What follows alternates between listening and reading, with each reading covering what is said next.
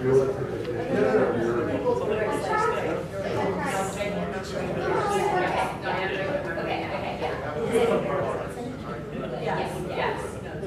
now that so if you do that, including us, people who were not citizens before.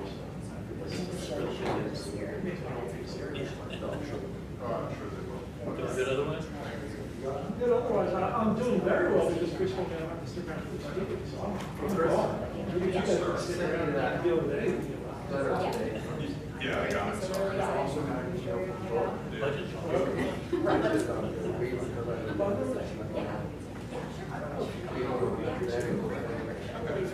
But like, How's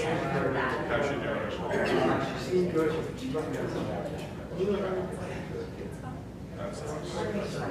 So what, I'm gonna try and do the same thing with those two. This one, this one. that's good. That's good. No, actually Jill put that together. I went to the clean the better. Sorry, I'm just. Now that she's got that muscle, yeah, right here. Yeah, that's. Yeah, she could come in and just get If you volunteer to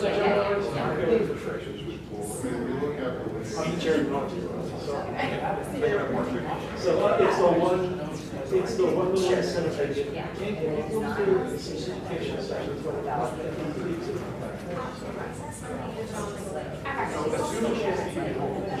Oh, yeah. She's giving all. What's that? That's what I mean. Yeah. I could afford to go up. I call it.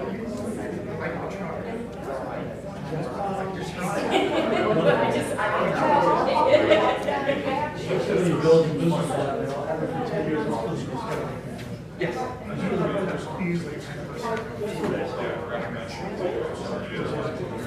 But it is when I start. I never had a representative of really nice years. So it's great for you to go on the school and plug in brain injury. I'm all right with this. Plug it in here, plug it in there. All right, so someone was assigned? Well, they.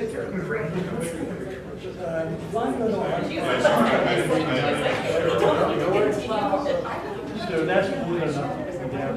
I'll look at it. I'm going to really long way because we would have to do But like, I think if she wanted. we would have to. Okay, okay, all right.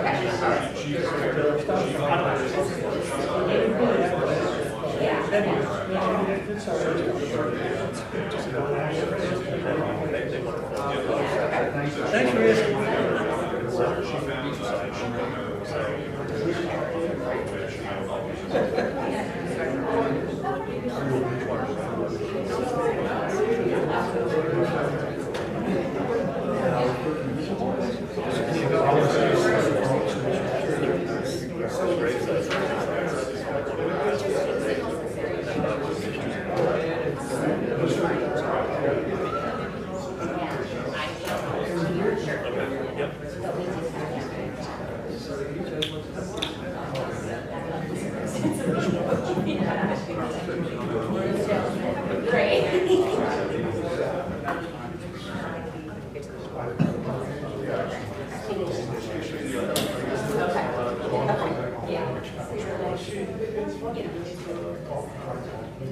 I guess the word I use is for us.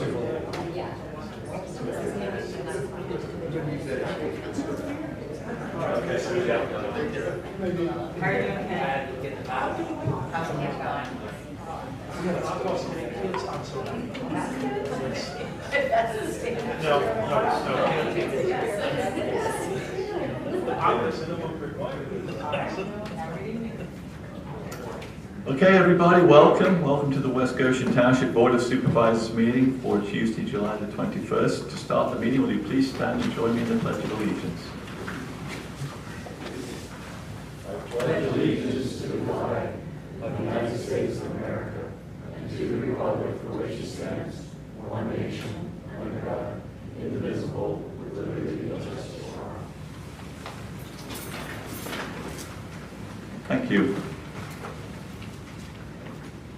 Please be aware this meeting is being live streamed on YouTube, and the meeting may also be audio or video recorded by persons present in the room. Our first item of business is public comment. Is there anyone here who has a comment or question about an item that is not on the agenda this evening? Doug?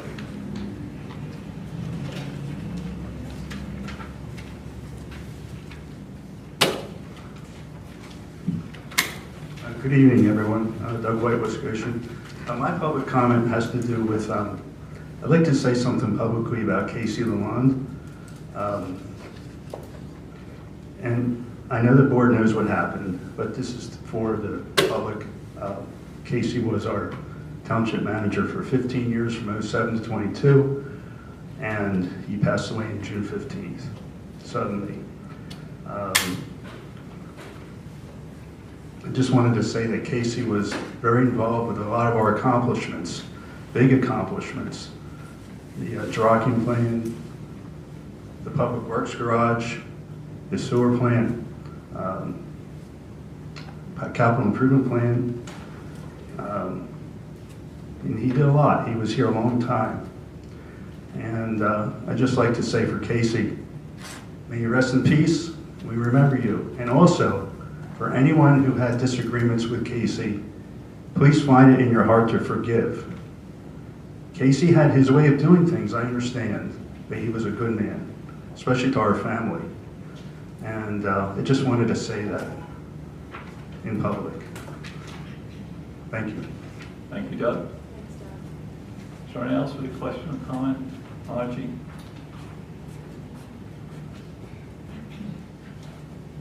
Hi, good evening. Margie Swart. Just a quick question. I appreciate the transparency with the public survey regarding gas leaf blowers.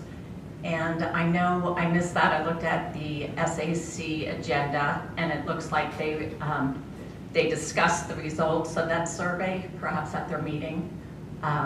So I'm just wondering if someone could give an update on what those results were, and if we're moving forward possibly with any ban on that or not. As far as I'm aware, the SAC is not proceeding forward with recommending any sort of ordinance to the Board of Supervisors. Okay, great, thank you. And there were a couple other things. Along the lines of losing public servants, I just learned today that Mark Miller from East Goshen passed away 2 days ago.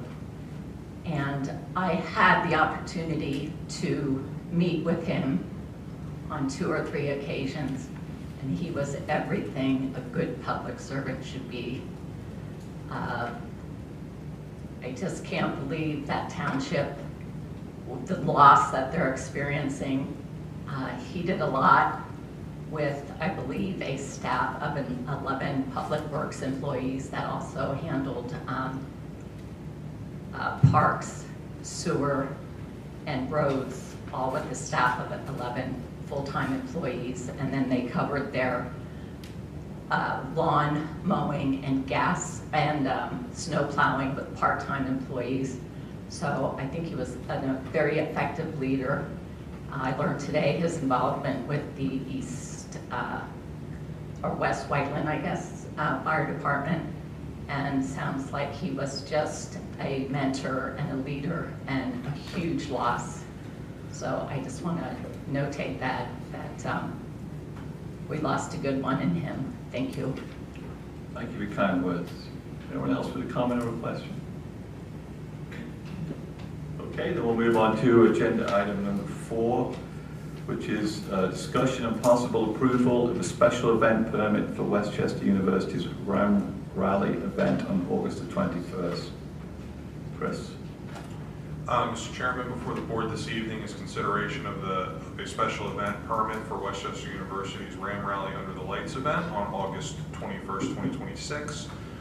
Representatives from the university have been in touch with the township regarding this event, and they are here this evening to answer any questions that the board may have. The board previously approved this event in 2025, and it is before the board due to the involvement of the fireworks display.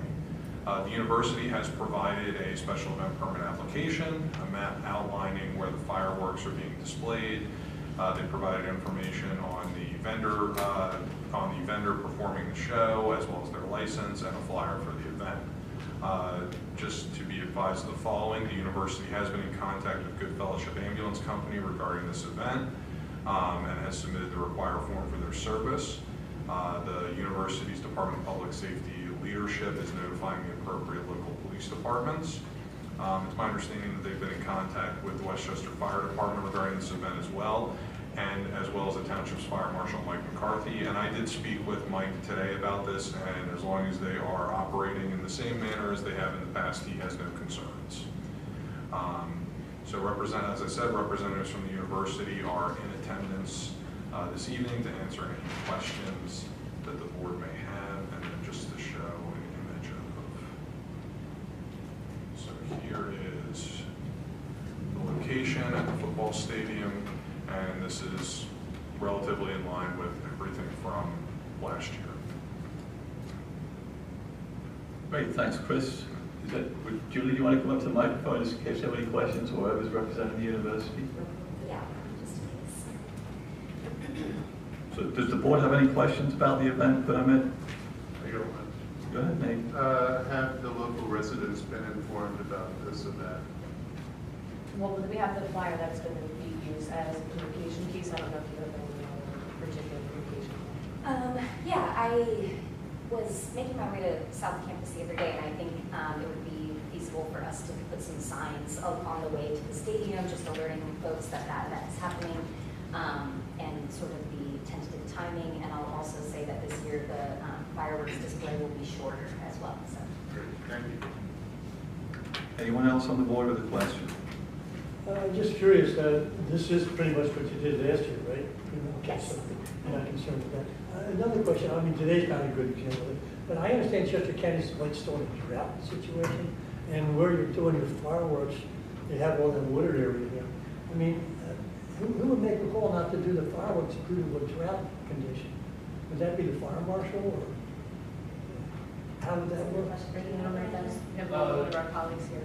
We would be leaning on the Westchester Fire Department. They'll be there and they help monitor the event during and after. They monitored with thermal cameras and a drone last year. So there is a protocol there for handling a drought condition, and shooting fireworks up, obviously, creating all kinds of sparks and everything. It would be a concern. Okay, so you have that covered. Yes, and the vendor has told us that they're prepared to monitor and sort of look at the area after to ensure that there's not any damage from the show. If they have a thunderstorm situation, would you postpone the event? If so, would it be a week later? How would that work? The rain date right now is tentatively Sunday, the 23rd. And I think the fireworks vendor is aware of that. Good Fellowship is aware of that, kind of making that known to vendors as we go, really hoping we don't need it. But would also carry on that. If it's raining on that day too, we would do the thing without the fireworks. Thank you. Any other questions from the board? Is a board member willing to make a motion to approve the special event permit for Westchester University's Ram Rally event on August the 21st?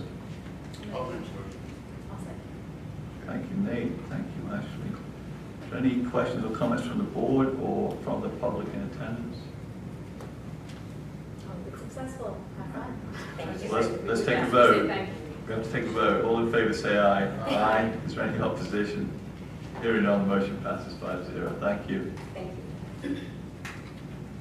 Okay, agenda item number 5.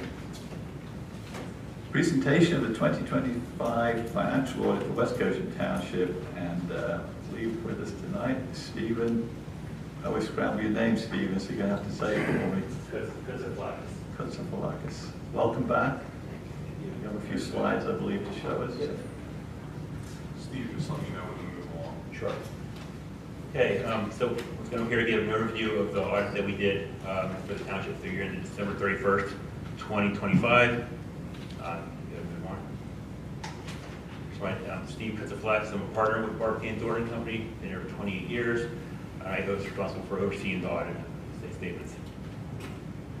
To kind of give a big picture overview of the results and what we did for the township, this year we were engaged to audit the following financial statements. The township financial statements, the township report that is filed with the DCD under the regulatory basis of accounting, or it's called a DCD report. A separate report for your SOAR and SOAR revenue funds, separately audited set of statements for your SOAR authority, and then we we did an audit of your tax collector receipts of taxes on a cash basis. So all the reports were under U.S. GAAP or generally accepted accounting principles, except for the last one was cash basis. To give you an overview of the timing, we started your engagement in early January. We came on site around January 10th for 2 days with myself and a team of 3 people underneath me. Did our preliminary audit planning, came back in mid-March to conduct the final phase of the audit. All the reports have been issued in final format, and then all your state filings with the state have been completed. Standards that we followed audit standards generally accepted in the United States of America, and then government auditing standards. And this kind of go over some of the responsibilities. You know, the statements that we audited are our responsibility of management. For the township, Christine, your finance director, actually prepares the vast majority of them. We help her with disclosures, but other than that, she prepares most of them. Management is also responsible for putting internal controls in place. And then our responsibility is to give an opinion on our audit. Get an opinion on your statement based on our audit. We give unmodified opinions or clean opinions. Basically, that means we feel like their statements are free of material misstatements. We give reasonable assurance, which is still a very high level assurance, but it's not absolute because we don't look at every transaction for the year. And then we do look at your internal controls over financial reporting for planning our audit, and there's nothing that came to our attention that we believe should be reported as a deficiency in internal controls. So checked out, good. One. Just kind of plan our audit approach. We design our procedures to target areas of greater risk. Risks that we presume that are present, that are required under our professional standards, and we're to assume that there's a risk of management override of controls, as well as improperly recognizing revenue. So we really design our procedures to tackle those areas. We really evaluate your internal controls, see what controls you have in place, what the checks and balances are, and then we also do a lot of testing of your revenues to make sure that's properly reported in your statements. The risk assessment, which we do by making inquiries of management at various levels, talking to the board member, analytical procedures, looking at your trend data, looking at contracts and grants, and then we finally do standard procedures with the third-party verification of your balances and looking at invoices. That's how we get to our opinion. Move Can I ask you a question, sir? Sure. Before you, as you proceed, your risk assessment, including the situation occurred down in Kennedy Square several years ago, Yes. where there was a Barbara Kane, I believe, was the accountant for the government entity. Were there any situations you found within this township which would allow a situation like that to occur here in your assessment? No, unless somebody hears of falsifying documents and making altering official documents. No, nothing. We look at controls and we have any concerns. We spend quite a bit of time on it. Okay, you have no suggestions then for us to institute any additional internal controls at this time? Not at this time. I mean, if we were to see something, we definitely would write it up in our letter. But we feel the controls here are really strong. We don't have any concerns.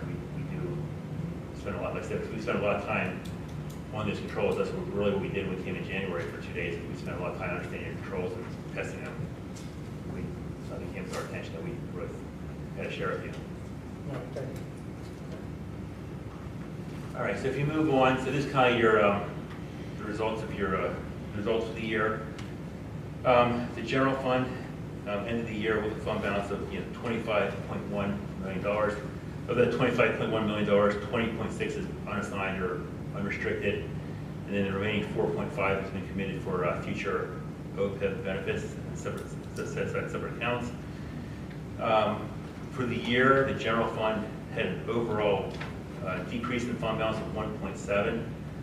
But that includes about a $5 $6 million transfer to the capital projects fund.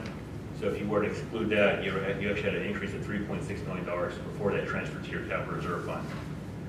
Your capital reserve fund ended the year with a fund balance of about $9.3 million. Some other things to note is, looking at your actual versus your budget. This year, your budget had planned using fund balance of $2.2 million. You actually ended up using 1.7 after that transfer is made. And then the remaining funds that you had on hand at the end of last year for the ARPA funding was fully spent in the current year. About $662,000 in grant funding and interest accumulated has fully been used. So you move on. Comes your SOAR and your waste recycling fund. The waste recycling fund is your trash fund, and really that remained flat year over year. Had an increase of $23,000. SOAR authority had an increase of $2.7 million, which is really in the form of capital improvements to the plant. They go to your balance sheet on your revenue expenses. And then your SOAR fund and reserve fund had a decrease in fund balance of $277,000, but in that number is a $3 million transfer to your SOAR authority. So when you back that out, really get a positive increase of about $3 million. Moving on. This year, one thing that was different this year that happened was in October of 2025, the township merged their SOAR pension plan into their administrative and road pension plan, collectively called the non-uniform plan. So that was a change this year. So when you look at the statements, the assets of the two plans have been combined, and all the supplemental schedules in the report, including historical data, have been restated to show the combined plan. The police pension plan, as of December 31st, was overfunded. It's funded at almost 109%, and resulted in a net pension asset of $2.3 million. So you're overfunded as of end of year by $2.3 million, which shows in your statements as a net pension asset. And your non-uniform pension plan actually had it says net pension liability, that should say net pension asset of $877,000. So that plan was overfunded by 103%. So both plans are in great shape, overfunded, so it results in a liability, but an asset. And then the township lead all the required payments to both trust in a year, the required MMOs. So Steve, just a question on that. Those pension plan balances, they're market valuation of the assets in the pension plan. They're not the actuarial valuations of the liability, correct? Correct. So that the actual actuarial funding is less than the market valuation. Correct. Okay, right. Thank you. And then finally, second to last slide is your OPEB liability or the benefits you give to retirees other than pension. The actuarial determined liability as of December 31st, 2025 was $6.4 million. So that's the liability that's shown in your statements. However, as mentioned before, in your general fund, you do have $4.5 million set aside for this liability. It's just that since it's not in a formal trust arrangement, it can't be counted towards reducing that liability. Because right now it's just in a separate account. In the future, boards could decide to ultimately use that fund for something, that 4.5 for something else. So it's not, that's why it's different than the pension plan, pension assets. I have a question about that. Yeah. So is there an advantage then to having a trust set aside just to fund that? Well, the assets will be protected from, let's say, future government board using the funds for something else, and it reduces your. Basically just restricts it. I mean, is Wait, there a reason that we aren't doing it, and is it something that you think would be an advantage to have? Yeah, I mean, you're assuring that liability is going to be funded down the road. So once it's in that trust, you can't pull it out. I would challenge that a little bit because the 6.4 million liability is a very conservative estimate based on certain assumptions, a lot of assumptions that are made about the exposure, when in fact our realization of that liability has been a lot less over the last 10, 20 years. So to tie up money in a trust fund that may not be utilized would potentially not the right financial move. Yes, and that's your decision. We might want discussion at a later time, but okay, thank you. And then finally, the last slide, the required audit communications. Past audit, we had no disagreements with management. Everything that we requested of Christine and her staff was uploaded timely. We started our request in December, and we came on site in January, started the audit. Had a couple wage entries and material for payroll and interest. And then nothing material at all. Required to disclose significant estimates and risks, which I mentioned before. We did receive full cooperation from, as mentioned, Christine and her staff. And then, once we draft the statements and we're on the audit, they're given to Christine well in advance, and she reviews them, and we discuss any questions she has, and we make her changes. So the audit results have been reviewed by management in detail. So it's a very high level review of the audit. Any questions? Other questions from the board on the audit overall? Well, just a question, just for clarification. On page 93 of your report there, we talked about the last 10 fiscal years on the general fund and other funds. Just going to confirm now, the general fund for 2025, the total general fund, we have $25,056,446, of which $20,566,747 is uncommitted, not assigned. It's just there in our general fund, is that correct? Correct. Unassigned, yeah, if I'm not, you can basically use So it as those are still in pretty good shape then. yeah, the road shape. I have a question on the scope of the audits that were done. So why are we doing a sewer and sewer reserve fund audit? I'm not talking the authority, I'm talking about the sewer and sewer reserve fund audit. Why is that needed? So that one is separated out because that information goes to our partner municipalities, you know, our outside municipalities like East Goshen, West Whiteland, Thornberry. That's a separate report that gets sent to them. Is that an obligation we have with our arrangement with them? I don't know. That would maybe be a better question for Mike Monka. There's definitely legal agreements in place. Yeah, Look at and that's that, what I'm yeah. not sure. If that's been in place, Feel like you know, it is in the long legal before I agreement. started here, but don't know. Yeah. Yeah, my understanding too. I mean, the data is in your township report. It's in there, just you have to pull out certain Yeah, you pages. have to. Yes, it's just report, I guess. pulling the information to a separate report. The actual assessment of it is already done. Yeah. Right. Any other questions from the board? Is there anyone in attendance with a question for Steve? I just have a couple. Page 94, which on the main report, it's the 10-year, last 10 fiscal years. There's a line that says insurance/employee benefits/payroll taxes. And that line is blank all the way across. And I understand from a little bit of research, I guess because government accounting allows you to incorporate those costs into different departments. Yeah, it's spread. As a citizen, and even I hope the board would want to see a 10-year accounting for those costs. Because as you're aware, employee benefits and payroll and taxes eats up the bulk of the township budget.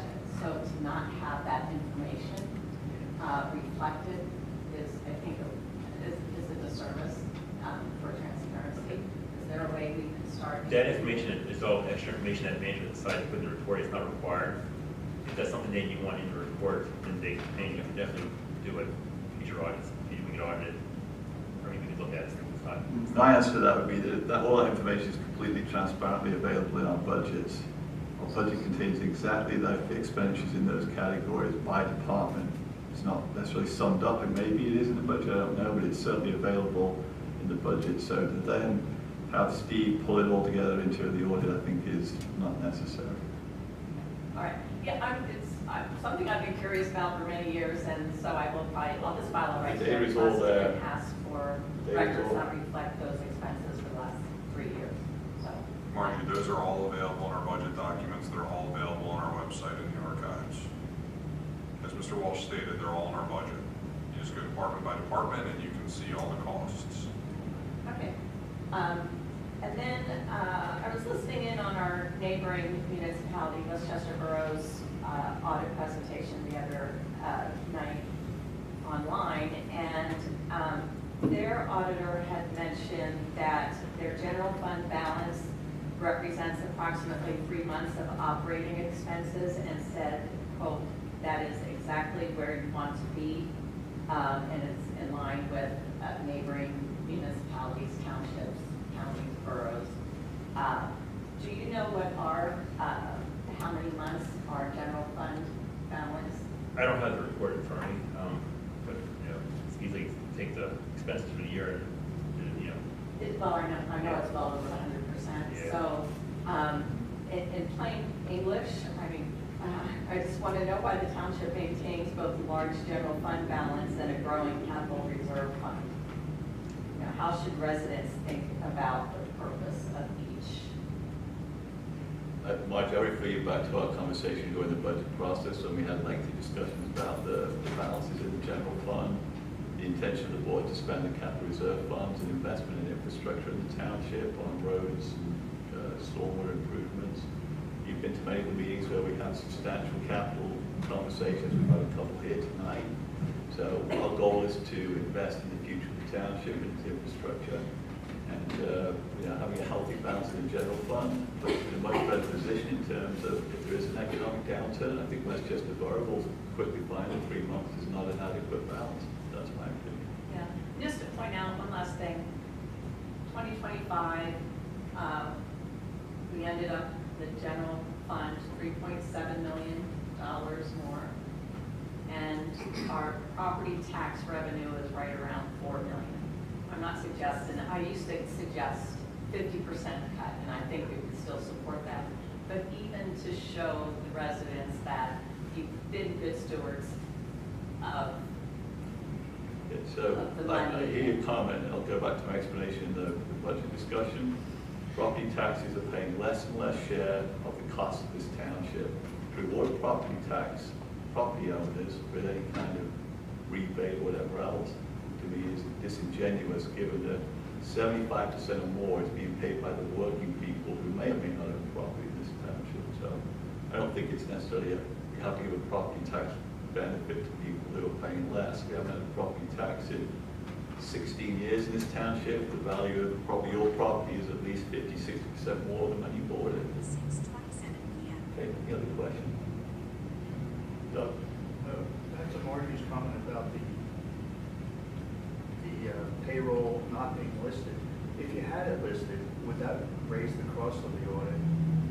And I guess you felt that it would be duplicated. It's not part of an audit to categorize everything in different buckets. The audit scope is, as Steve describes, to test internal controls, etc. The information is already available, as the township manager has said. It's all there if you want to go and dive into it. Any other questions? Okay, well in that case, thank you, Steve. We appreciate your time tonight. I don't think we have any actions here, right, Chris? We'll post everything more. The audit was posted with materials for tonight, but we'll finalize everything tomorrow. Thank you. Thank you. We will move on to agenda item number 6, which is the 2026 mid-year budget review and discussion. Christine. Hi, Christine. I don't know how you want to headline the information that you provided to the board.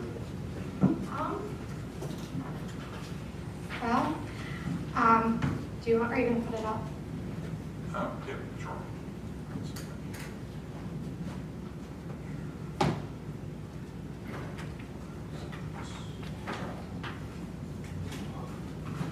It is not giving me full screen option for some reason.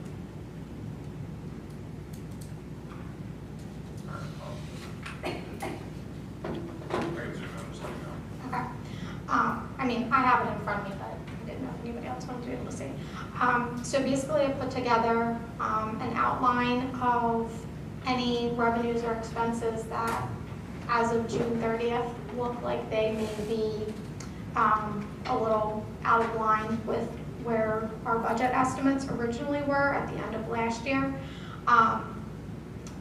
There's detail on each of them. I also provided explanations for each revenue and expense that I believe will have a variance. Most of them are pretty straightforward and have pretty specific explanations to them. So, you know, nothing trend-wise is really too crazy out of line.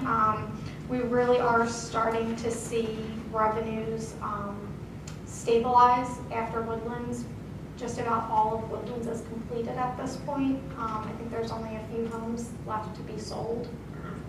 Yeah, there's very few left. So we've basically recognized all of that revenue at this point, and you know, so transfer tax is sort of returning to where it was. EIT is sort of stabilizing now that we have that greater revenue base. Those are key trending parts. But if anybody had any specific questions on any revenues or expenses in particular that I outlined, I'm happy to answer them. So, board, do you have any questions on the list that we have here? Well, I just have one overall question. Sure. If you bring out your crystal ball here. Considering the fact that Greystone is kind of leveling out now, and those revenue sources you mentioned are beginning to stabilize, given our revenues and our expenses, where do you see us further down the road? Do you see us being able to sustain our current level of expenditures given our revenues coming into the township, or will there need to be an adjustment sometime further down the road? I think there's going to need to be an adjustment at some point further Okay, down the road. explain that a little bit better. So the last several years, we've had a very significant increase in transfer tax. That's helped support some of those increases, and also building permits. We're seeing that really tail off also. So just some of the, EIT I don't think is going to decrease like transfer taxes. I think that's going to become, our new line of normal, but expenses increase sort of year over year, so it's eventually going to catch up if those revenue sources aren't growing. Most of them are pretty standard. Transfer tax rates aren't changing, EIT rates aren't changing. It's going to stay pretty flat. So if expenses keep increasing, at some point you're going to need some source of revenue to increase to offset that. I'll just add on to kind of what Christine was saying. If you look specifically at transfer tax revenue, you compare June 2025 to June 2026 in the Treasurer's report, that revenue source is down just under 30% year over year, and that is a significant factor of Greystone completing. And recently, being observant of this recently at our management team meeting, I did tell all of our managers to start, when we're starting the budget process, to look at areas where they think reductions could be made on the expenditure side, while not being detrimental to their operations, but look for areas where they think there could be reductions that could be realized. We sort of saw this coming, right? Yeah. This would be It's been, I feel like I've said it a million times up until now. It's been really hard to predict, the actual flow of Woodlands and when homes are going to sell and, that sort of thing. But it's definitely clearing up the picture at this point now that the completion is just about there, so. The township's pretty built out. There isn't going to be another Woodlands within West Goshen, so these one-off benefits of income received from transfer tax, property sales, etc., is going to be behind us at the scale of what we've seen in the last 3-4 years. So the savings we've been able to accumulate that the board believes needs to be invested in capital projects in the future of the township, we're not going to be able to continue to feed that without another source of revenue. And if you look at the expenses versus the stable ongoing revenues, they're not that far apart, correct? Thank you. I have two questions, two things I wanted to ask you, Christine. So the first one is about the consulting engineer, the $115,000. Yep. Obviously, we hadn't, anticipated. How is that offset, and do you have any idea how that's offset with savings from eliminating an actual permanent role? So a huge portion of that is offset with the expenses under budget line for salary and wages. That's where a majority of that savings is coming from. There's a couple other minor things in there, but that's the majority of it. The other thing that's not really being quantified here is the savings in benefits. It's just too early in the year to really analyze insurance at that point because usage trends are just kind of all over the place, dictated by what people use the services and things like that. So, I didn't delve into that, but there's definitely going to be a savings to insurance and benefits from eliminating that. Are we going to have a better idea of that maybe at the end of the year? Yeah, definitely. Definitely for budget. And my other question was about the road construction materials. Mm-hmm. Can somebody remind me, or maybe just, I don't remember, why did that come in so significantly under? That's because the paving bid came in under what the budget estimate was. Okay, and was that just, So Mark works, actually they're probably getting started on 2027 now. So Mark outlines the roads, he works with Carroll Engineering's office and they come up with a budgetary estimate. I believe this year's was 1.2 or 1.3 million. For 2026, it was 1.3. It was 1.3 for 2026. And then when we put out the bids, it just comes back as what the bids are. And we've been pretty fortunate the last couple of years. This year did have more base repair than in previous years. Is that correct, Chris? That's correct, but we still had a savings, an overall savings from what the bid figure was versus actual installed quantity. So when the project is done, also just to add on to that, when the project is done, Mark and Chris reconcile everything, and there's usually a change order that reduces the total quantity down, based on what's actually put down on the streets. so it's really going to vary, I guess, depending on where we're doing the work? Yes. So it's not something that we're going to want to reduce drastically for next year or anything? Mark, when he's putting the budget together for paving, he uses a very conservative number for base repair because once you mill everything up, you don't know what you're going to find. Yeah. We could be lucky like we were, I think it was either 24 or 25 where he put in a base repair number and we ended up having no base repair that had to be done. This year he warned me that wasn't going to happen. So, but yeah, they reconcile everything before the payment is issued. I don't remember the bid sheet, Chris, but I'm sure there were bids that would have eaten up that savings that we saw within the range of several bidders that we got. So you just don't know where the bids are going to come in either. So. Certainly, yeah, we've been fortuitous in the past couple of years to have Glasgow and Myers bidding on the contract, and they've typically been the low contractors, but there's certainly contractors who well exceeded the budgetary figures we accounted for, so. Thank you. Other questions for Christine? Is there any, Marge, you have a question? Yeah, can you just scroll up to the bottom of the page? It shows. I don't have it. Which one? Well, it's online. It shows the net change This one here. deficit. Okay. Yep, this one. Yeah, that.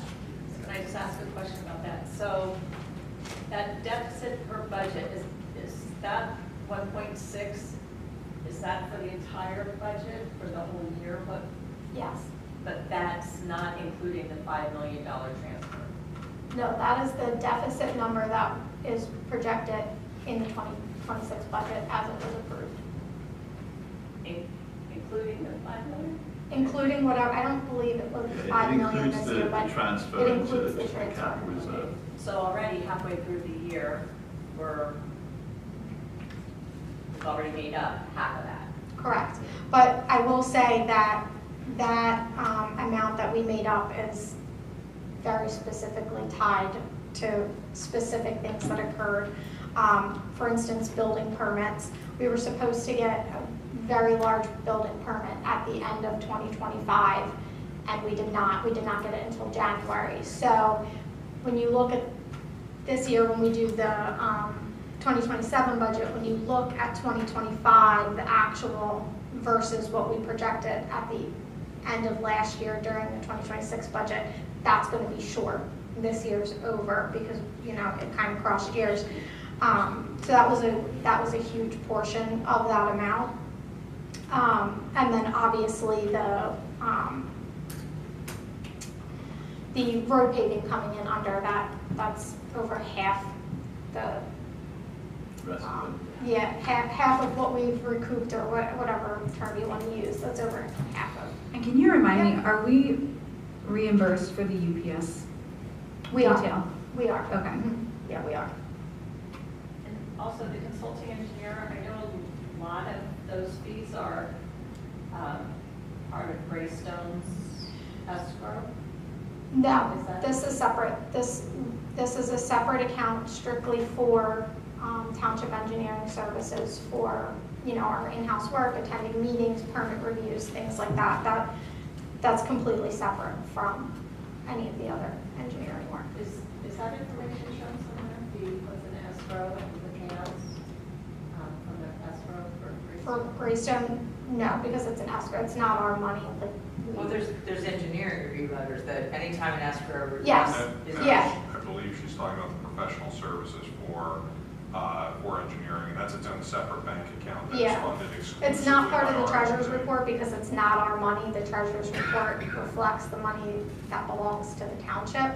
I mean, obviously, I have those bank statements and reports and things like that, but it's not, you know, reflected somewhere because it's not the township's funds that, you know, Woodlands pays into that, we issue the checks out of it, they replenish it, that sort of thing. So it's strictly their money. This is off topic a little bit, but on the Greystone escrow, I did pull some requests for escrow release from, I don't know, 2, 3, 4 years ago.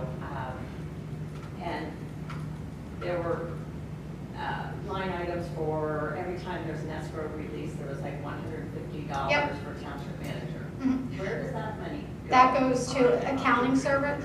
No. It's, No. I know that. That's not an accurate statement, Margie.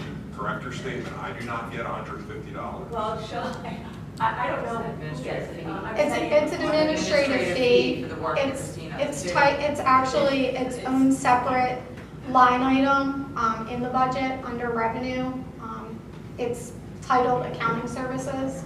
And it's like listed out on, if you go back and look at last year's budget documents, there's a revenue sheet for it. And where does it go? It goes into its own revenue line item account in the general fund. That's our fee for operating the account, processing, issuing the checks and that sort of thing, so. Chris, just so you know, I know, it just says township manager. No, it doesn't. It says township. It says township like administrative cost or something like that. All right. I just did one, so. Well, it might now, but a couple of years ago, I think it may have read something different. And I was always curious. Other questions for Christine? So in summary, we're in a good position. We've closed up some of the budget deficit with some one-offs and Yep. things. We don't know completely how the rest of the year is going to go, but there's nothing in terms of any action we're looking for the board to take. Is that correct? No, we did, the only, I guess, maybe action we didn't talk about during the audit is whether or not we were going to accept the proposal for the 2027 audit from Barbicane that they provided when we got the, you know, this quote. That was the only thing that I think is like actionable. It's not totally budget related, but it is. Do you have any update for the board around the state of affairs of the auditing industry in general? Because it was in turmoil there for a couple of years. Yeah, my understanding is it still is. There's very few firms that provide governmental audit. So it's a slim choices. Yeah, you don't have a lot of options.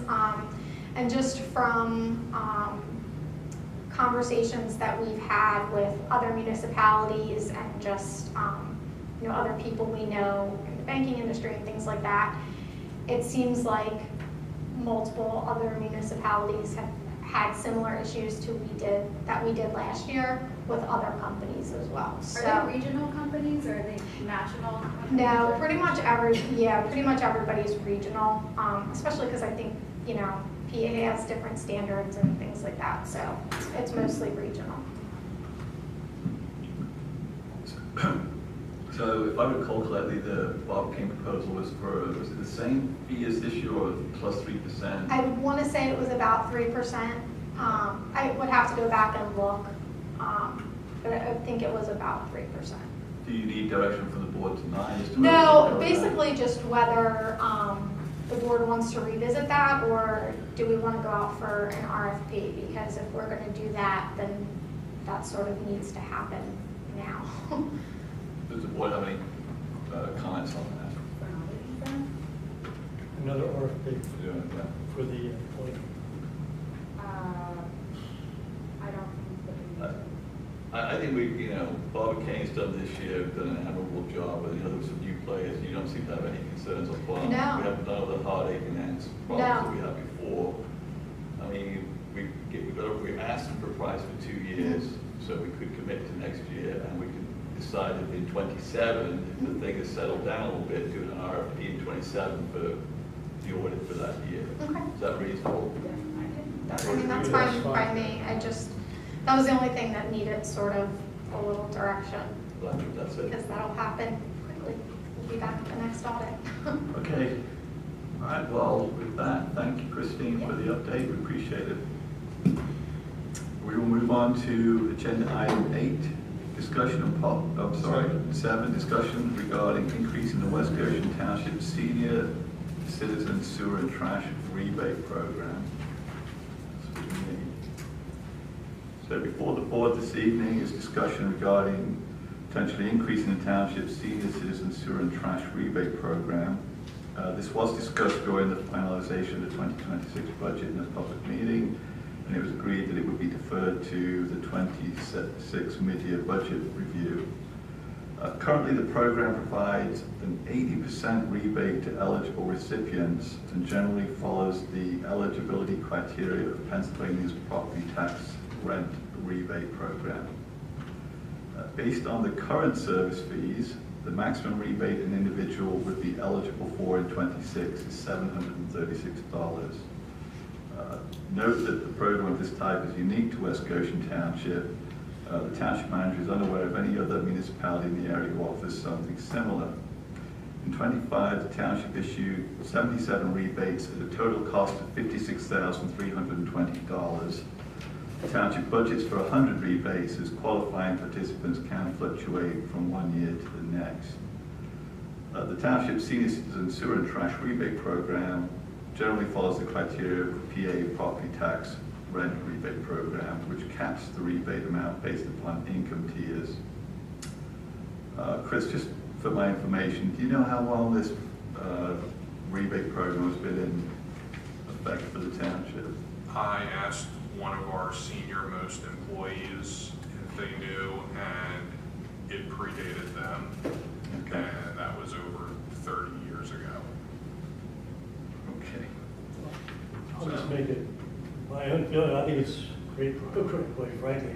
I will It's say, giving back to seniors, below a certain income level, it's a help out. It allows folks, especially older folks, because you have to be 65 or older, to be able to continue to live in West Goshen. I think it's a great program. I will say we do get, with the current level, we do get letters from people appreciating everything in the winter. Okay. So, John, is there any other thoughts from the board on this program? Well, let me just ask another question. Chris, can you give us an idea of what it would cost to the township if we went from 80% of return of the trash and sewer fees to 100%? What are we talking about? So based on, if you're assuming 77 rebates again next year. Oh, I did it too. I did it too. It would have cost us just about $14,000 more in 2025.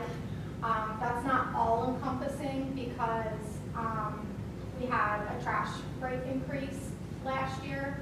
So one of the quarters that was reimbursed was at the previous rate. So if we were to, based on the 77, if it was the full rate increase that we have, rates we have currently, it would be an extra $14,200. We budget 100 because it does fluctuate from year to year. Some years we have more, some years we have less. Based on budgeting 100, it would be an extra $18,400 in the budget on a yearly basis. Okay. Thank you, Kristen. What are the thoughts of the board members on this? I have mine. I'll hold mine until. Well, I have a couple of questions. Sure. So, people pay their trash and sewer from their trash and sewer bills. So, with a change like this, is it basically going to be subsidized by the rest of the township? Yes. Yes. Right.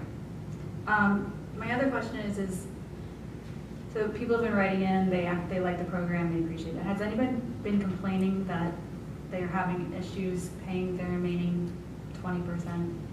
No. The letters that I have received indicate that they are happy to have something. Right. So, okay. I have not received any correspondence that says, oh, it would be nice to get the extra 20%. Okay. And my last question is, the people that are currently enrolled in this program, are they separated into tiers of like income status, or we can't separate out who might be having more difficulty paying than anybody else? This is just purely based on If senior they status. qualify for the EA tax rebate, then they qualify for our senior rebate. We just ask for, verification of that. And it's a flat amount that everybody gets. It's not And if based on- anybody's having issues, and we have talked about this before, if anybody's having issues paying their sewer or trash bill, we have an internal sort of way to work with them to do that, right? We have payment plans. If they reach out to us, we'll certainly work with them in any way possible that we can. Okay, I just wanted to be clear about those three things. Because while I support this program as it currently stands, I think that it's, especially since we're the only municipality also doing it, I think it's a very generous program, but I would not be in support of increasing that to 100%. I think that staying at the 80% is appropriate. Thank you, Asha. Nate, do you have any? Yeah, one question is, how do we get the word out to the residents that this program is available? I mean, we've put things in, I believe there have been articles run in the newsletter previously. There have, and we keep a running list of anyone who qualifies, and we actually reach out to them every year. We mail them the form, and they just have to bring it back to us. So we keep a running list, and if anybody, we talk to residents when they come in, our finance staff makes sure that, people who qualify are aware of it. And then we add them to the list, and then they'll get the next mailing, that sort of thing, So my feeling is that I'm 100% behind the 80% rebate, but there are administrative costs.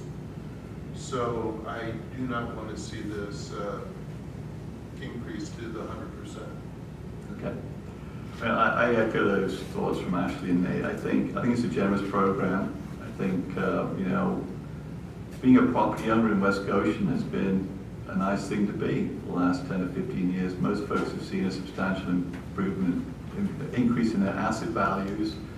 And for those people who rent or are lower income, who aren't senior citizens, the burden still will fall on them to make up whatever rebate is given to senior citizens. So I think given the financial difficulties that younger working age people have and the difficulties in getting on a property ladder, I think what we have now is, in my opinion, more than generous. So I don't support changing it. Well, I'm going to voice my opinion. I respectfully disagree with the rest of the board members here. I think with the general fund budget, which we had, actual amount in our general fund, $20,566,000, I think we can afford the $18,000 or whatever it is to give to our most neediest citizens here in West Goshen that little extra bump. So that's my feeling about it. I think we got sufficient funds to be able to cover this kind of increase for 100% of return of their trash and sewer fees. I just want to point out, John, this is not paid out of the general fund in terms of, it has to come out of the specific fund that the fee is paid into. So it's not the general fund, it's the sewer. Understood. But I'm just saying we are in good financial state here in the township, and I think we can share the wealth of those most needy. Thank you. Okay, so it sounds like we don't have a majority of the board in favor of moving that forward, so we'll move on to agenda item number 8, discussion of possible awarding of the bid for the Basin Road Stream Bank Restoration Project. That is Chris. Which Chris? Well, I always look at the lead sheet, it says Chris Bayshore. Okay, good. Well, we have 2 Chris's here tonight. I can go by Christopher. So before the board this evening are the bid results for the Basin Road Stream Bank Restoration Project. This project is outlined in the Township's Pollution Reduction Plan. It was previously discussed at the May 21st board meeting. The board previously approved a temporary construction easement with the owners of 1124 Warren Road for access to the site. Just so the board is aware, after the May 24th meeting, I did communicate with the owners of that property and let them know the schedule that we were looking at for the project. So the bids were opened on July 7th. I provided the bid results in my memo to the board. The apparent low bidder was James R. Kenny Excavating and Paving in the amount of $335,000. The bids range from $335,000 to $890,245. So the $335,000 low bid is $65,000 below the amount allocated for construction costs for this project in the 2026 budget. We provided a letter of recommendation from Christopher Peterson dated July 10th, 2026, and based on the bid results, we recommend awarding the project to James R. Kenny Excavating and Paving in the amount of $335,000. Thank you, Chris. Does the board have questions for Chris or Christopher? I'll kick it off. This is an MS4 project, is that correct? That's correct. So this has been something the DEP has approved in terms of our MS4 project plan? Correct. It was previously at a separate location, a little bit further down the same watershed. It was identified as Basin Road at the time. We've since shifted the location, but the removal rates in the MS4 are still the same. In fact, we've exceeded those of what was anticipated with this project. Have DEP accepted the shift in the project location, or do we need that to be able to get the credit when we do the work? I don't believe so. This is something we can look into and just get confirmation from DEP, just so we're clear. But I hate to do the project and then say, well, that wasn't where we agreed to do it, therefore we're going to not allow you credits. It's the same exact watershed. It's at least to me, it's equivalent. DEP may have a different opinion, so I'd be happy to reach out to them. Okay, that's an action, Chris. I do know one of the issues with the southern end of the project were the wetlands that were in that area, and disturbing those wetlands, and this project avoids that. No, I know it's a good project. I just want to make sure we have all the ducks in a row. Any other questions related to the proposal? Do you have any experience of James R. Kenny Excavating and Paving? No, but we conducted reference checks. They've been in business since 1993. This type of work is really in their wheelhouse. They've done numerous projects of this similar scope. Where are they based? Type of work. Are they based in the area or?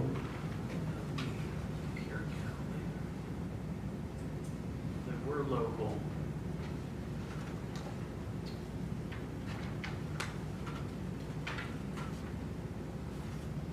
My apologies, I don't. So most of their work is primarily in southeastern PA, and I believe they are based in this area, although I don't have their exact address available. Okay. Any other questions? Yeah, Chris, if we approve this project tonight, when will we have a start date, and what do you anticipate a completion date? So we typically issue our notice of award the day following this meeting if you guys want to move forward with this. There's a 15-day period where we put together the contract documents, and we will be having a pre-construction meeting as soon as 20 days from now. And how long is this supposed to last? This would be a 75-day contract. We've shortened this from our typical 90-day contract just to give us a little bit favorable window in terms of getting grass to grow before the end of the year. Even though we do have an additional 1-year vegetation maintenance period on this contract, we do want to see substantial growth in grass before the end of the year, so that's why we're trying to push things along. To answer the earlier question about the location of the company, just doing a quick search, looks like they're based out of Collegeville. Okay. Any other questions from the board? Is the board member willing to make a motion to approve the bid? I'll make that motion. For the Basin Road Stream Bank Restoration Project in the amount of $335,000 to James R. Kenny Excavating and Paving. John's making the motion. Is there a second? Second. Thank you, Nate. Any public comments or questions on the motion? Doug? This counts towards our MS4 farming. Yeah, that was my question.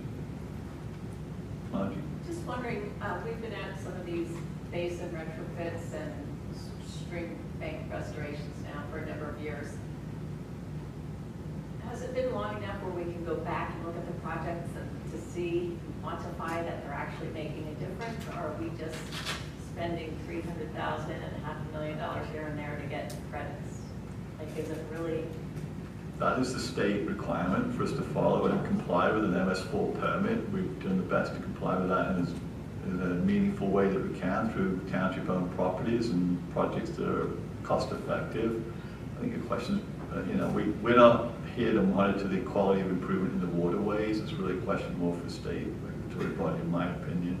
And Chris, do you have any weigh in on that? Yeah, I think there is something that you can, anecdotally see with these projects, specifically with stream restoration projects. So this particular location was selected for a certain reason. We have what we refer to as legacy soils in this area that have accumulated by these streams. And since they've been eroded, we find that we have vertical faces of highly erodible soil. So what this project does is it removes those areas where this material is just sloughing off into the creek. You know, you get a high flow event from storm, and you see this material just fall into the creek. So with that material being pulled away, I think it's very clear that that material is no longer entering the stream, which is what's really causing the impairment to the waterways, is all that sediment that's getting in there. There's also a safety issue too. I mean, the folks in Long Run have complained about that area because it becomes a breeding ground for mosquitoes during the summertime because the water just sits there. Doesn't have any real way to flow. Doesn't have a way to drain. So this should mitigate that. Any other questions? Okay, then we're ready to take a vote. All in favor say aye. Aye. Is there any opposition? Hearing none, the motion passes 4-0. We know it said 5-0 on previous motions, 4-0. I'm sure you got it right, Chris. So now we're on to agenda item number 9, which is discussion and possible approval of a professional services proposal from Carroll Engineering Corporation for construction administration services for the Basin Road Stream Bank Restoration Project. Chris. Mr. Chairman, before the board this evening is a professional services proposal from Carroll Engineering Corporation for construction administration services for the Basin Road Stream Bank Project. The township allocated funds for professional services associated with this project in the 2026 budget. The proposal is for a not to exceed fee of $36,500. I did review similar projects, and the proposed fee is in line with past proposals for this type of work. Thanks, Chris. Do you know what the budget allocation was for these professional services? It was less than, I believe it was around $25,000 or $26,000. So it was less than what was in Chris's proposal. However, with a $65,000 savings in construction costs, there would still be a net savings for overall for the project. When you pulled that proposal together, the budget number together, was it based on any information from Carroll? I do not know off the top of my head. Unfortunately, I can't answer that question. I know that Brian, when you would prepare those budget numbers, would have conversations with Chris and sort of put the numbers together. I don't know the answer to that question, unfortunately. Chris, do you think there's been any material change in the size and scope of the project from last fall when the budget was put together and the number you proposed today? There was the plans have been modified since that time to put in a proprietary system to stabilize the banks. In the past, we've had struggles in trying to vegetate the banks conventionally with just seeding and what have you. So at the direction and discussion with Brian Kulakowski at the time, we had put in this proprietary system. It's sort of a compost filter sock that's impregnated with soil and mulch. And I think it is going to require some more oversight on our end, and our inspection numbers have reflected that. We have had at least one, maybe 2 projects where we were light on construction oversight costs. I don't know if it was North Hills or somewhere else, but it was Basin Road. It was North Hills. North Hills, yeah. So you're aware of that situation. You believe this is a more than adequate number to provide those construction oversight? Yes, North Hills was a unique situation since we had estimated the construction administration and inspection numbers prior to having a design at all for that project. So it was our best guess at the time, and unfortunately, sometimes that changes when the design is actually finalized. I think it's a little bit better and easier for us to come up with these proposals when we actually have the final design drawings and know the level of oversight that's going to be required. Is this a not to exceed figure that you're proposing? That's correct. Other questions from the board? Yeah, so what happens if it does exceed the 150 hours of inspection hours? Like, what if the project goes longer than that? So Chris's office would prepare a supplemental proposal for the board's consideration. That's what we did with the North Hill project. Then you would have to justify why you were spending more construction hours, what had gone wrong in the field, that it required more effort, more support, longer duration, whatever it was. What if the contractor, what if they are the cause of the delay? Now we could potentially seek some Reimbursement We of do. some kind? I mean, is We that- have provisions in the contracts for liquidated damages, but that generally comes into play if they're not going to meet the substantial completion deadline in the contract and exceed beyond that. But yeah, we do cover liquidated damages on a per day basis. Just due to the nature of the work, we don't really have any subsurface facilities going in here where we would have to be there full-time, which is why our proposal reflects more of a part-time nature. All of the improvements that are included in this can be seen after they've been completed. Now, as part of the scope that you're proposing here, you would be monitoring, this is after the project closeout, be monitoring for 1 year the vegetation maintenance period through periodic site visits. How periodic is periodic?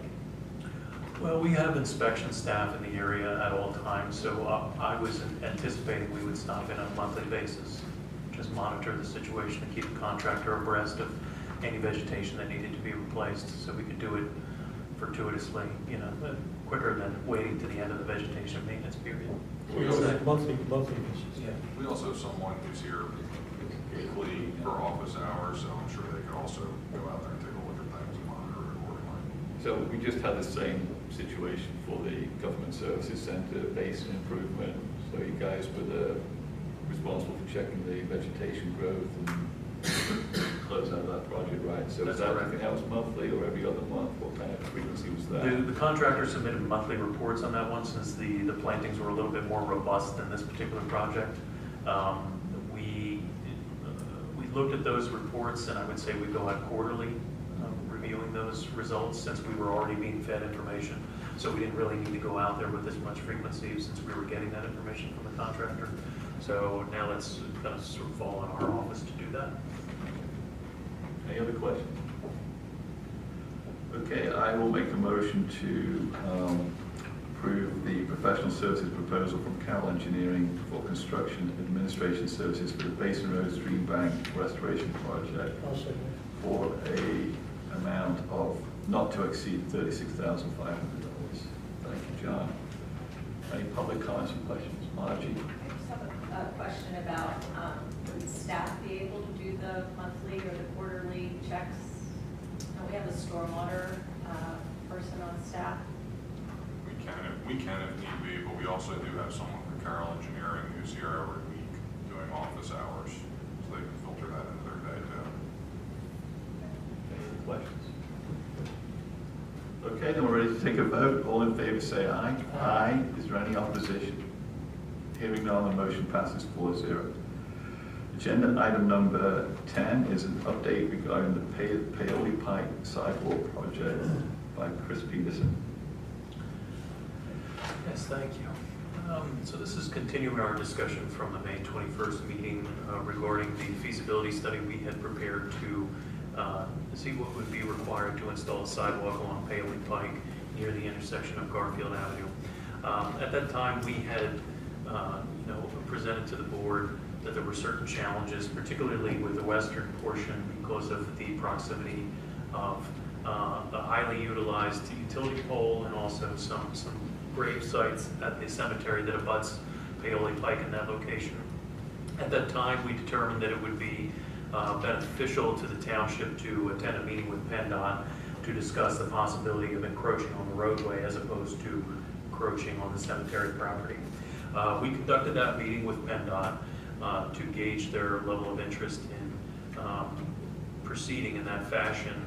And unfortunately, they were not in favor of that option until certain deficiencies with that intersection were addressed first.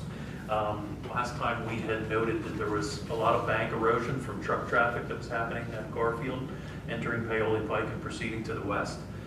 They also noted the same. It's pretty easy to see from the street view. And they're in favor of seeing a major intersection improvement there before a sidewalk can be accommodated for pedestrians. They also took issue with, and I don't know if you recall this, but right now there's a painted wishbone right there to direct traffic into Garfield, the traffic on Paoli Pike making a right-hand turn onto Garfield, and also the traffic leaving Garfield onto Paoli Pike in the western direction. Our feeling was that an elevated median would be required in that area to provide safe haven to pedestrians. PennDOT indicated that yes, that is true, but it was also problematic and might exacerbate the ongoing issues with the truck traffic there, further limiting the space that's available currently for trucks to make that turning motion. So they requested that if we were going to proceed with this project, that we investigate the possibility of obtaining more right-of-way from the property owner on the eastern side of the intersection of Garfield, which is currently the Domestic Violence Center property, and then coming back and having a meeting with a sketch involving an intersection improvement there. Would it involve needing additional right-of-way on the cemetery as well, given the requirement to increase or improve the truck turning radius? They indicated that they would be in favor of seeing the right-of-way widened to the eastern portion, so away from the cemetery. There's a couple of factors working against us with even trying to get the right-of-way from the cemetery. The grave sites, for one, are in very close proximity to both Garfield and Paoli. And then, of course, we have that highly utilized utility pole there, and they were sort of questioning the feasibility of getting all the users of that pole to move.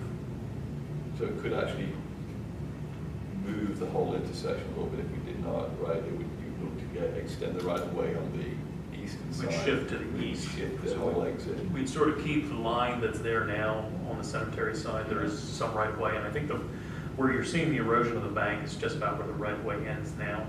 So that's where the improvement would stop on that western side of the intersection. But largely, if we were going to enlarge that intersection, it would have to be on the east side. So would you Slight shift. also have to enlarge the cartway of Garfield Avenue?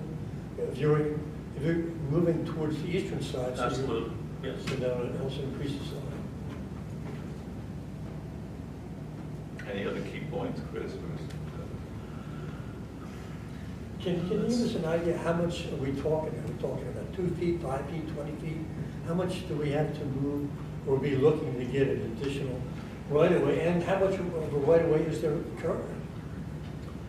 The right-of-way is certainly deficient. I think we'd be looking at a 20-foot enlargement of the right-of-way there now at a minimum, I would say, to accommodate the truck traffic. We've not looked at truck turning templates. We've not gone that far, but that would be my guide. Do you have a recommended way forward? Were you suggesting that we need to talk to the property owner and even see if they would be willing to consider it? I think that's the logical first step, is to get some buy-in from the property owners who are going to be affected and need to convey the right of way to do this. It would be nice to be able to present them something. This is what we need. Not just a philosophical question. You know, would you be willing to go around? This is what we're proposing. This is amenable to? Yeah, I think we could put together a rudimentary sketch of the approximate scope of the project. Yeah. But does this significantly increase the cost of this project? Significantly. But we could still go for grants for it. You could go for multimodal grant. I mean, I think that the key thing is to take it one step at a time, and just to get, even if there's an opportunity or not, to extend the right of way and increase that entrance exit to allow what we need to do. Agreed. I mean, that would be the first step, given that we would need a sketch for me to do that. Yes, I agree. And then if we do have buy-in from that owner, then we do have the benefit of time. I think the appropriate path in trying to fund a project like this, now that it's much larger cost than we had initially thought, would be to go for a multimodal grant, both of which have closed for this year, both the DCED and the PennDOT versions. But the PennDOT reopens again in January of 27, with I think applications being due in February, and then DCED opens shortly after that. But with which of those kind of programs can you not have an open project with? Neither. I contacted DCD on the 30th after our meeting with PennDOT, and they said that that's not a factor. No, will not be a factor. Okay. The one thing to keep in mind is that multimodal has a 30% match component. So whatever the cost is, you would be on the hook for 30, the township would be on the hook for 30% of that. And the waiver provision that was in the law sunset at the end of 2025. Okay. Now, I know engineers hate to be put on the spot with a give us a number question. So when you say significantly more, what, in your professional opinion, is a kind of ballpark number for the scale of what PennDOT was requesting?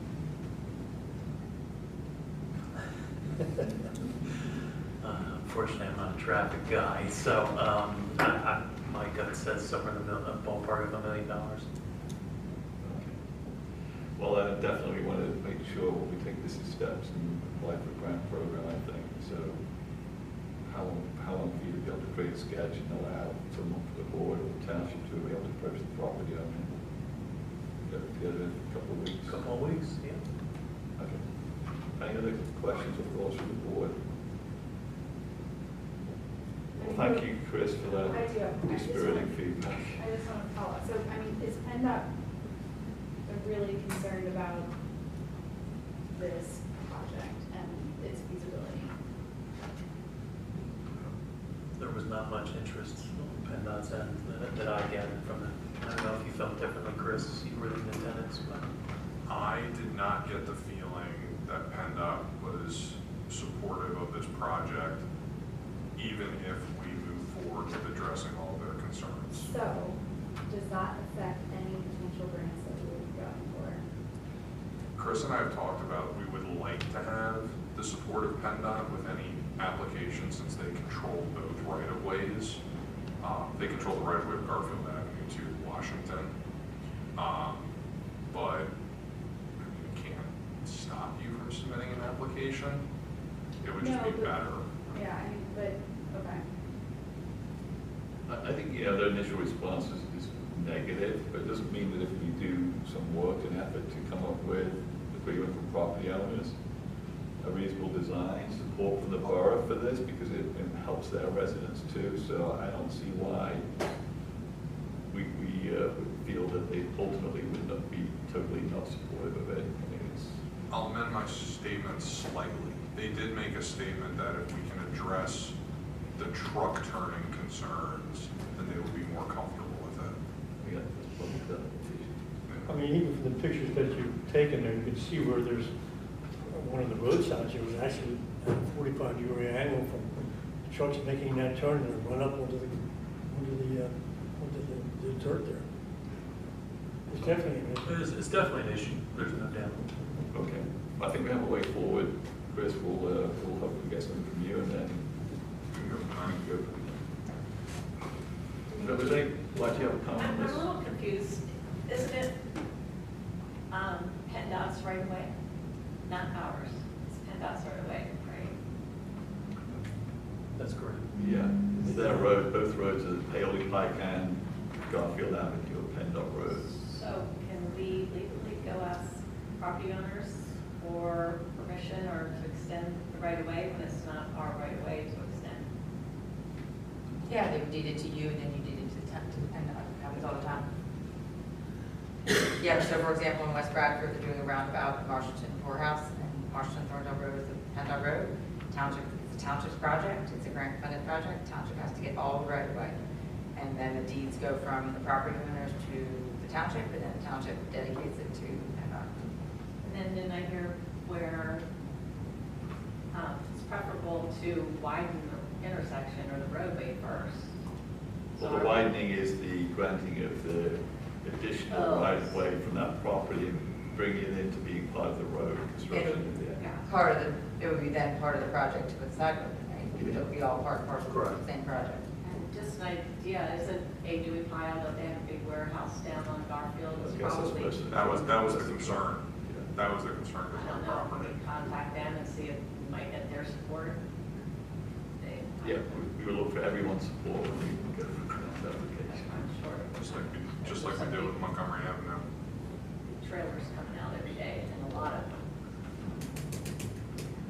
Any other questions, Steve? Yeah, just a couple comments. Yeah, I know this is going to be an expensive project, and but the benefits are huge.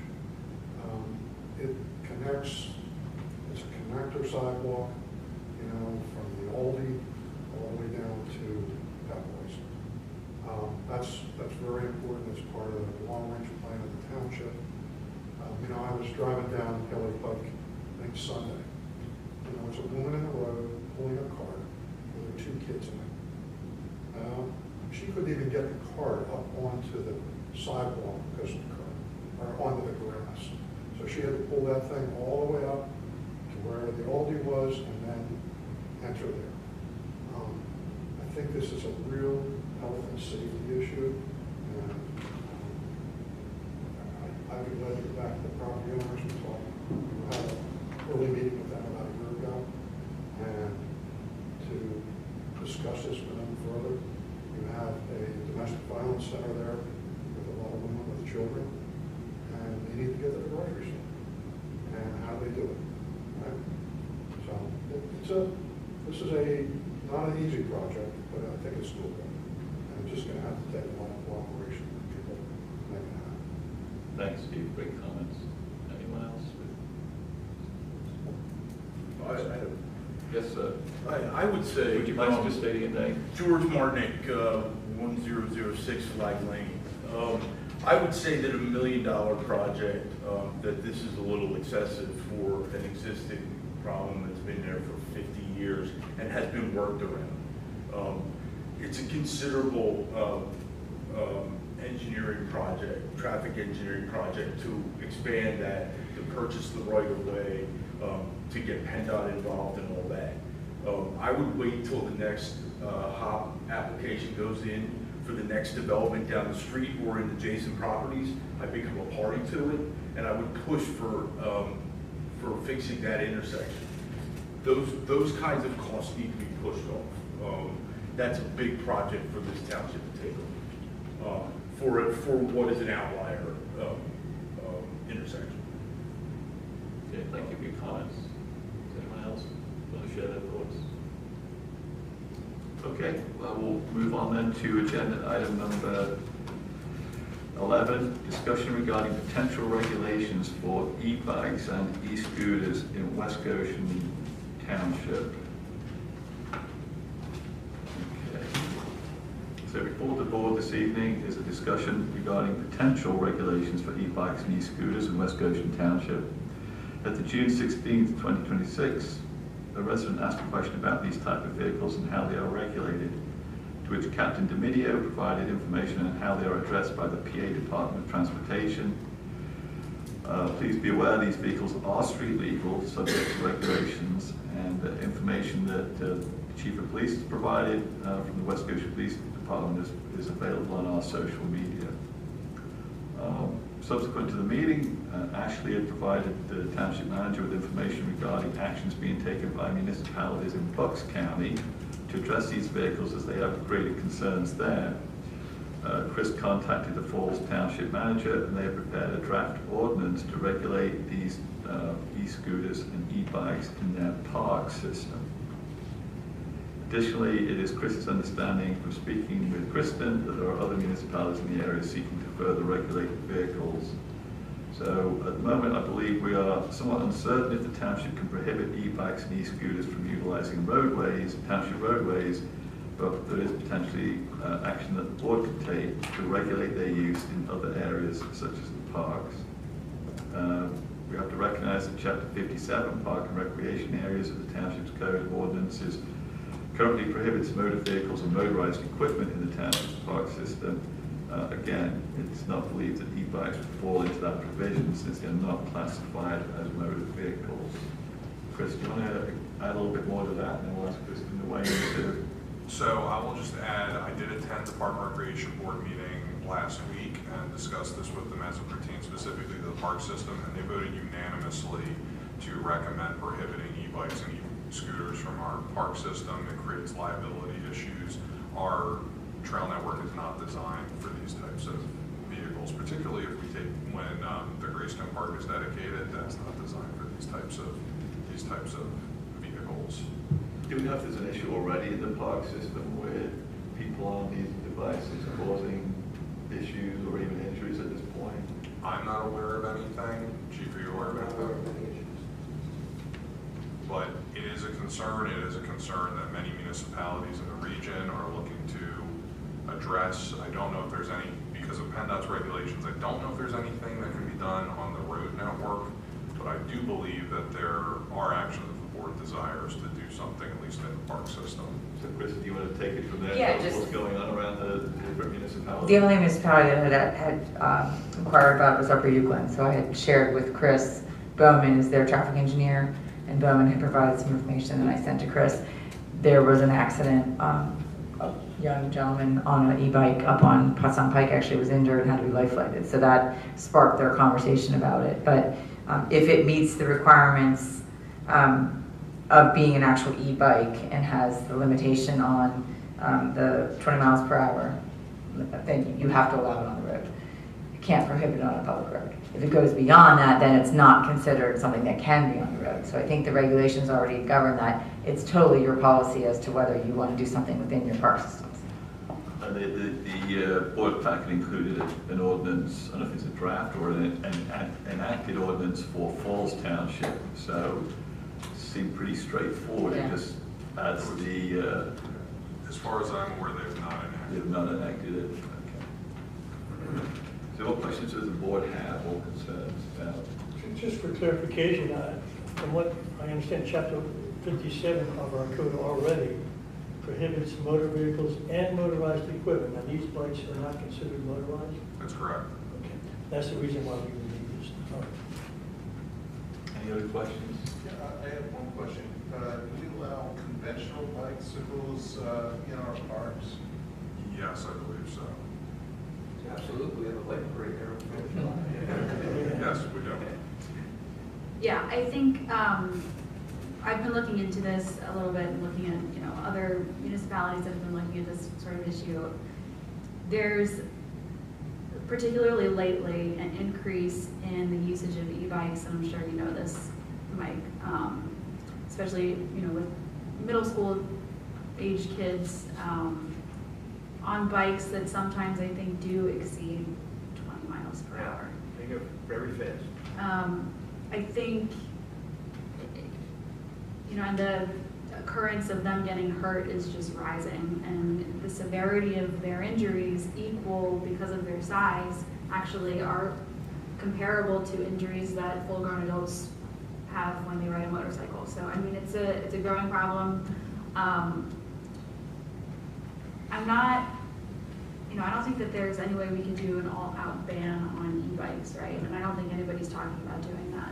But I think that distinguishing these types of bikes in our ordinance would be useful, some language that, talks about the mileage or how fast they can travel. I think that allowing some e-bikes where bicycles are permitted is reasonable. Just don't know that we want the fast ones where the bikes are permitted. But if they're above 20 miles per hour, they're not allowed on the road. They have to be defined as an e-bike, which is below 20 miles per hour, to be allowed on the road. Once they get beyond that, they're not permitted to be on the road. Is that correct? Making that distinction. It's hard, right. It would be effective when they crash, and you could check, but other than that. You're saying even in the park system, In the park where system. bike is allowed? That's what I'm talking about, is the Why park. would we want to prohibit an e-bike if it was doing 5 miles an hour and somebody's just And I don't think enjoying that, the park and isn't as, physically, physically able or wants to use a regular bike, but is comfortable on an e-bike? I don't think that we should prohibit that, is what I'm saying. I think, though, that we need to have some signs around the parks saying, that you can't have a motorized, you can't have an e-bike that travels in excess of, or you can't ride in excess of 15 miles per hour on, these trails or something like that. Have some way of enforcement. I know that, and that's kind of the second thing that I want to talk about. Enforcing this would be a difficult issue. Does an e-bike show how fast you're going? Does anyone know? It does, okay. So, They're a lot of fun to ride too, by the way. So I'm thinking maybe a first step might be exactly what Ms. Gagne was suggesting, because in the article that she provided me, it also talked about other municipalities who weren't taking the step that Falls Township is taking, but putting out literature to people, putting out guidance, like things of that nature, like advisory guidance. So that could be a good first step in addition to what the police department is already doing, and putting information out. We can do that on the township side and put signage in our, just like small signage in our parks, just to alert people. And you know, I do have a question though, because I do see children that are not 16 years old on township roads, on public roads, riding these bikes with no helmets and no parental supervision. So my question is, how are we able to enforce that situation? What are the police doing when you see those sorts of things? I'm hearing about it all the time, you know. We get calls about it, we respond out to it. I don't know of any specific incident that I can recall where they stopped someone who was violating the law. But we do get calls about it a lot. Unfortunately, by the time we get there, they could be gone. So if you come to, and I'm not exaggerating, I live in Waltzley, which is half West Whiteman. My part is West Whiteman, but pretty much every day, there's a group of 5 kids that are riding in my neighborhood onto Burke Road into Pierce. Scares the crap out of me. I mean, to your point, not wearing helmets, going really, really fast, and in a car, the sound of them startles you because they're all together. So I didn't know if there's anything, I've never called, I didn't call the police, but I didn't know if that kind of thing is something that could be enforced. Yes. And so like, if I see it, should I call the police? Because it's more just concerned about the safety of the kids. And my first thought is, where are these kids' parents? So. Well, it's right, it's causing issues for them, but also drivers. Because it's the people in cars that they come zooming out of nowhere, they have nothing, you know. So like, that needs to be addressed. We need to figure out how to do this. I would say it is being addressed when it's seen. It's just, has to be, our doesn't see it. But it's an increasing problem, but you would address it like any other problem, like someone speeding at 60 miles an hour in a 30 zone. You have to be a witness to the Well, okay, but if I see, and I'm not, if somebody sees a group of these kids on these bikes and they're clearly not of age to ride them on a public street, somebody calls and show up and it's just the kids and there's no parents around, what happens? Call parents. And then what? I can't tell you what the officer's going to do. They could go, they could receive a fine, the parents could receive a fine. Most likely they're in counseling and tell the parents what could happen. Trying to discourage that behavior, but I can't give you what's going to happen. So, but it is not kind of like a citation, right? The parents would be fined. I'd have to look at the law to see who gets the fine. I don't recall. Those are the questions also that I have, because I don't, you know. So there's 2 issues here. One is this loud conversation about the public roads and the underage folks riding the bikes, and there's the one around the township property, the park system, all we're going to do that. So can we, for the park system, the recommendation from Parks and Rec was to ban them, but we're saying we don't support that. Actually, from hearing the board, you do. You support it. The alternative option was the one that actually Chris was talking about, which is around signage that says any e-bike, e-scooter has to be less than whatever, 10, 15 miles an hour to use it in the park. Would that be a reasonable first step, Nate? Would we want to sign it and see if that's successful in avoiding issues? What about you, John? Yeah, I'm okay with the signage. I mean, I understand Ashley's point. I mean, if you're riding a bike, I mean, you don't always have to use the motorized helmet, but you could, but you don't always have to. And you're saying you can drive up to the park, but then you can't drive in the park. I don't know, it doesn't make any sense. So I would go okay with this signage, but say, put a limitation on how fast you can go. I can work with the police department on whatever regulations we can post. If you're going to put a speed limit in the park, I don't know, you could limit it to e-bikes, and if a bicycle could go that fast.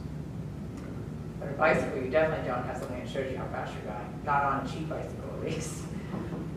Yeah, I mean, if you're going downhill at the community park, you could probably hit 20, 25 miles an hour. I don't know.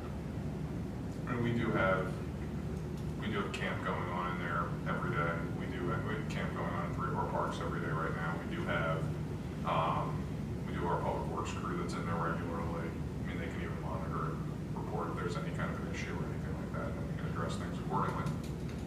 In terms of liability for the township for either not having signage or not having considered what is the issue there? I mean, if someone is hurt by someone on an e-bike, it's like the township's responsible. They're gonna name everybody. Yeah, but I would also say that if you knew that it was an ongoing problem and didn't take action to try to stop it, then you're more likely to have some liability. But if it's a situation that you don't, sort of one-off, or it's not happening frequently, and it's just some random act, I don't think that, not to say you wouldn't be sued, but I don't think that you would be bound by I think that enforcement's situation. gonna be really difficult. Yeah. But having the signs there could be an extra layer of protection and an extra deterrence for people, and maybe they'll think twice about going fast on their bike there.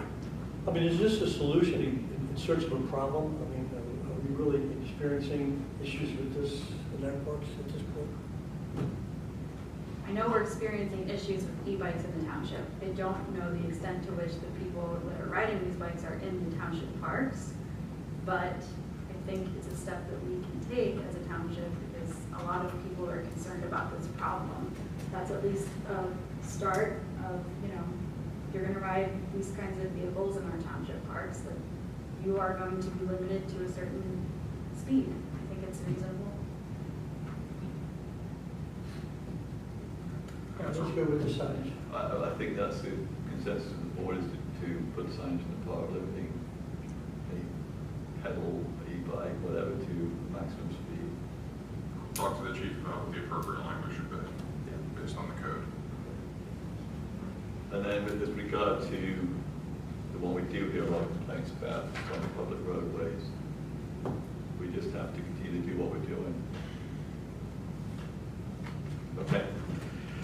Any public comments on that little discussion? Any? Doug? Well, thanks for talking about this, but to me, the scooters are worse. They come out of nowhere, and I think they go like 40 on Woodview. They fly down there. You're talking about your neighborhood in particular, or some other specific location? On Woodview, and they use our road to connect to the back of Franklin Court to go up to the Wawa, to the Bob Lamberth Park, and it's like a thoroughfare, and these scooters, not so much e-bikes, they're okay. It's the scooters, and you can't hear them, and you got to get the mail, and it's like, just get hit. So, I mean, I'm just saying that's happens. Well, Chief, is that something, it looks like based on the information you have on the website, that electric scooter is considered a motor vehicle, and there's a provision of the motor vehicle code that says they're not allowed to be on the street. Completely different. So you can call, and again, if they can find them, it's something they can be cited for. Under the current regulations, there's nothing else that has to be It done. says scooters. So Scooters are considered motor vehicles. Yeah. This was super helpful, whoever did this, yeah, commend Yeah, them. we posted that. That was good. Steve? Have you had any interactions with children and adults on scooters that have been? I do not recall. We've had some, a couple golf carts. That's a whole other conversation. No, I'm just curious, because I see up and down my But we street. get calls about them. I don't want to say Okay, we have you been want getting to calls. close, okay, because I mean, my street is very heavy with them. Kind of reminds me of a few years ago when those pocket little scooters were out on the road, people getting run over by them. But there's going to be issues at some point, because we're going 40 miles an hour on these things. Yes, I'm sorry, we got your name. George Marnick. George, thank I'm a you. scooter rider, by the way, and proud scooter rider. I think we have enough. If you look at the model ordinance that came out of DCNR, I think coding a bike that's over 750, over 100 pounds, 750 watts, a 20-mile-an-hour governor, that covers most of your e-bikes that you're going to have running through the park. So I would say just let nuisance regulations guide kicking them out of the park. This board up here sounds just like your parents, by the way. They were complaining about mountain bikes, skateboards, the shoes with the little wheels on them, all that nonsense. They got too much to worry about other than policing me on a scooter. So we need less regulations and we need more paying attention to what the hell our kids are doing. That's really all it is. Pedestrianism, you know, in this township is brutal. Cross over West Town Road at the Government Services Center, to go to the sports fields, to go to the health clinic, to go to district justice, go to voter services. You can't do it. There's no pedestrian crossing. You don't allow people to cross West Town Road, cross under 202. That's what you should be working on. Don't take away the option, because you're pushing all the people with these e-bikes onto the roads by not allowing them to cut through Cooper Smith Park to go from East High School to the shop right, like the way you used to be able to do things. You know, we are becoming our parents, complaining about the government and complaining about kids. They're just going to do the same things over and over again, whether you regulate it or not. So, unless you're going to arrest them. I appreciate your comment, and I actually take it as a compliment that you said that I sound like a parent. Mm-hmm. Yeah, oh no, absolutely. Because I am a parent. And sure, but we sound like our parents. Hold on. I'm sorry, I apologize. I wanted to add a little bit more context to where I'm coming from. And really, this is not my concern for you, all due respect. Mm-hmm. This really is about my concern for a lot of children, and a lot of people in this township have raised the same concern of them on public streets using these bikes in ways maybe that you don't, but that a lot of them are doing right now. And it has become a public safety issue, and there's a lot of data to back up the increase in incidents and injuries, that pediatric injuries that are happening, sir. So I appreciate your comment. You know, we are on the same page about needing to improve the pedestrian safety and access in this township 100%. And contextually, all these same issues have been going on for the last 50 years that I've been here. So, and with kids in danger, you know, going down Route 30, so same kind of things. Okay, thank you. So I had the one action there, Chris, to make sure we are still interested in pursuing the signage requirements. Yeah. Very good. And I'll work with the chief on that. All right, so we are ready to move on to agenda item 12, which are reports for the month of June. And the first up is police report presented by Chief Michael Carroll. Thank you. Report from the police department for June 2026. Responded to 1,918 calls for service. 43 of those were alarm calls, and 2 of those alarms were found to be valid. Responded to 67 accidents, 15 of which were reportable accidents, and we drove a total of 19,378 miles. Performing extra traffic enforcement on Glen Avenue, Westchester Pike, and Spruce Avenue, Applegate Drive, Grove Road, and Sunset Hollow Road, Delancey Place, West Town Lane, South High Street. Along with our normal monthly training requirements, we completed the department spring range training. Detective Cuddy, Detective May attended digital asset training. Officer Burton and Sergeant Spigarelli attended child passenger safety seat training. Officer Hero and Officer Manko attended effective fitness combatives. Sergeant Spigarelli attended the ASRO conference, which is the School Resource Officer Conference. And Officer Boyle attended night vision training for the ERT team. The report for alarms for April through June, so for that time period, we still have not received a 6th or 7th violation from any single alarm holder. The most we received is a 5th, and there were 4 of those. We performed 22 assists to other agencies for a total of about 21 hours, and we received 13 assists from other agencies.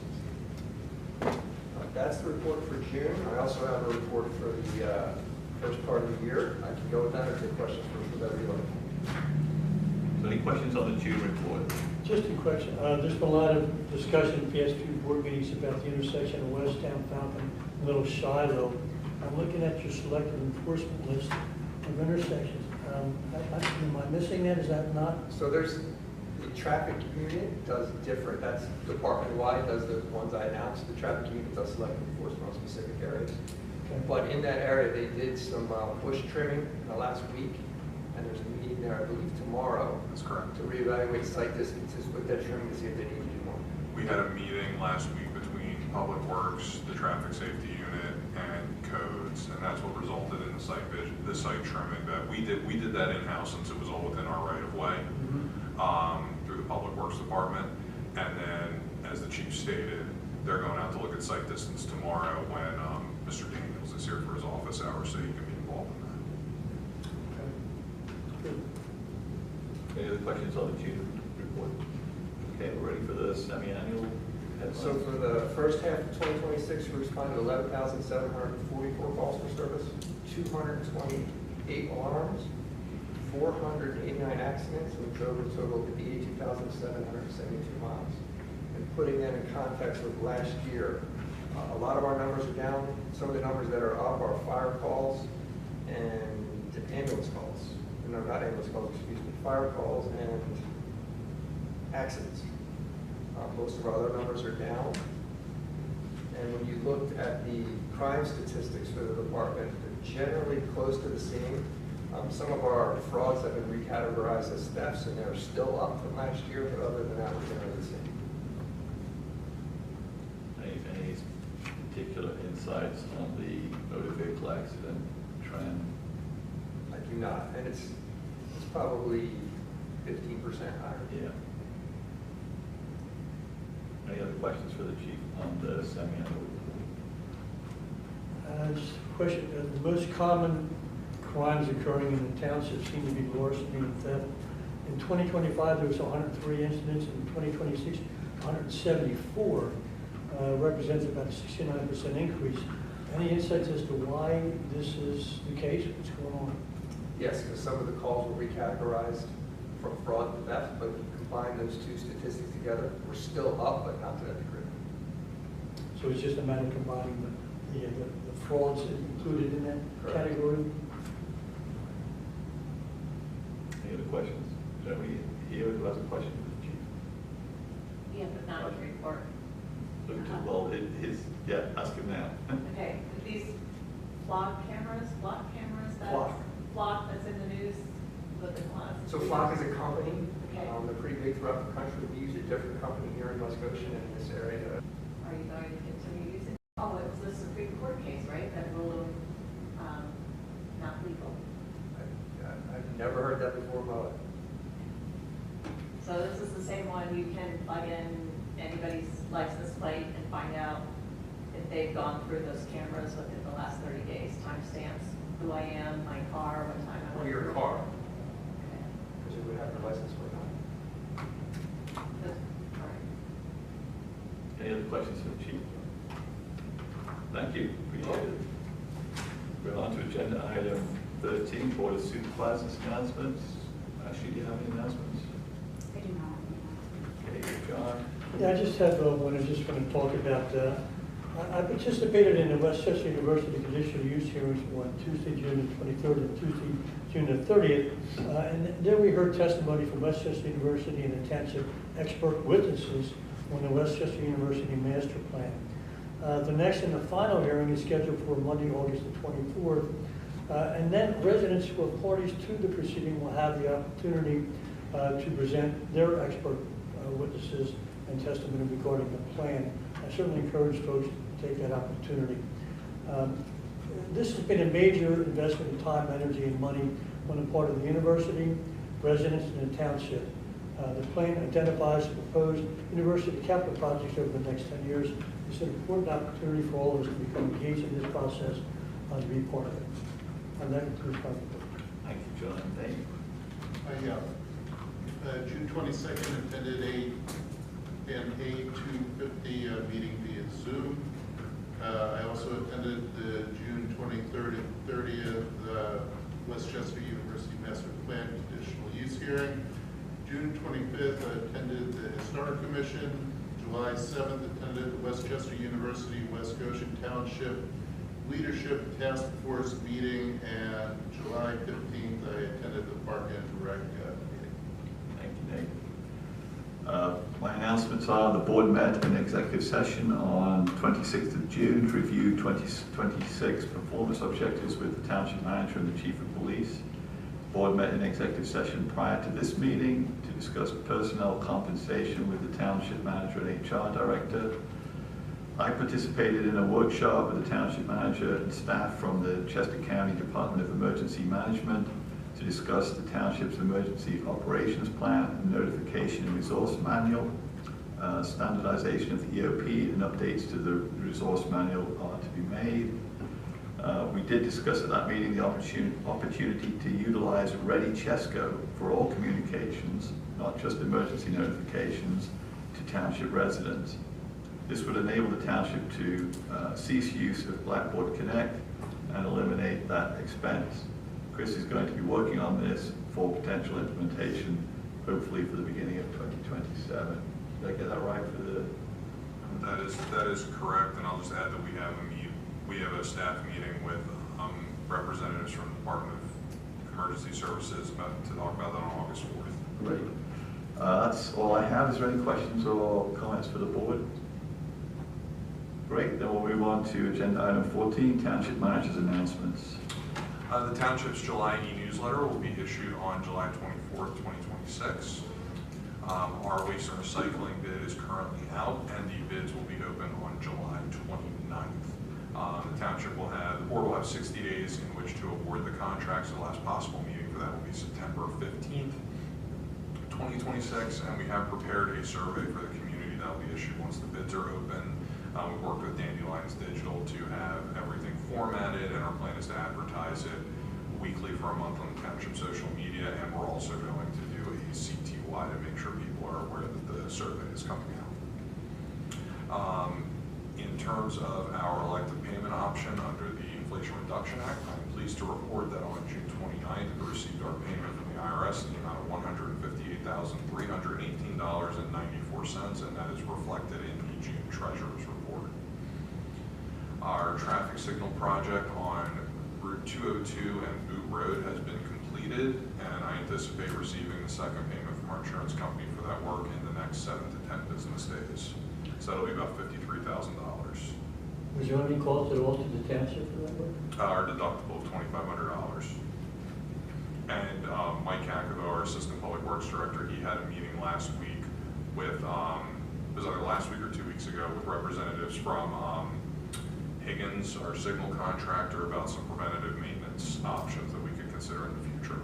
To prevent the mouse infestation. Correct. And then in terms of the Rosedale Avenue and New Street project, that has been substantially completed as of Friday, and the equipment removal is scheduled to be completed by today. So when you drive home, you'll be able to check it out. I check it out twice a day. It looks nice. It looks really nice. I saw it today. Yeah. I'll have to give it a little bit. Moving through it is easy. In terms of our major capital projects for the Montgomery Avenue flood project, the highway occupancy permit was issued in late June by PennDOT, and soft digs were completed, which did confirm that there is a conflict with the sewer authority's force main with the proposed culvert, and Carroll Engineering is going to coordinate the design of the force main relocation with the sewer authority, and we'll need to determine who's going to pay for the cost of that. Verizon has committed to moving their pole that's in conflict, and Carroll Engineering is also coordinating the relocation with the Aqua water main. Aqua has indicated that they would like to proceed similar to what we did with the Walmart Street project, where there was a reimbursement agreement prepared for their portion of the work. In terms of the improvements to West Goshen Community Park, the family bathroom expansion is nearing completion, and we did get some updated information from Will Hemler on the splash pad design. I believe we also got another piece of information from Will today, but I have not had a chance to look at that yet. The North Hill Storm Sewer Project has we've received all the closeout documents.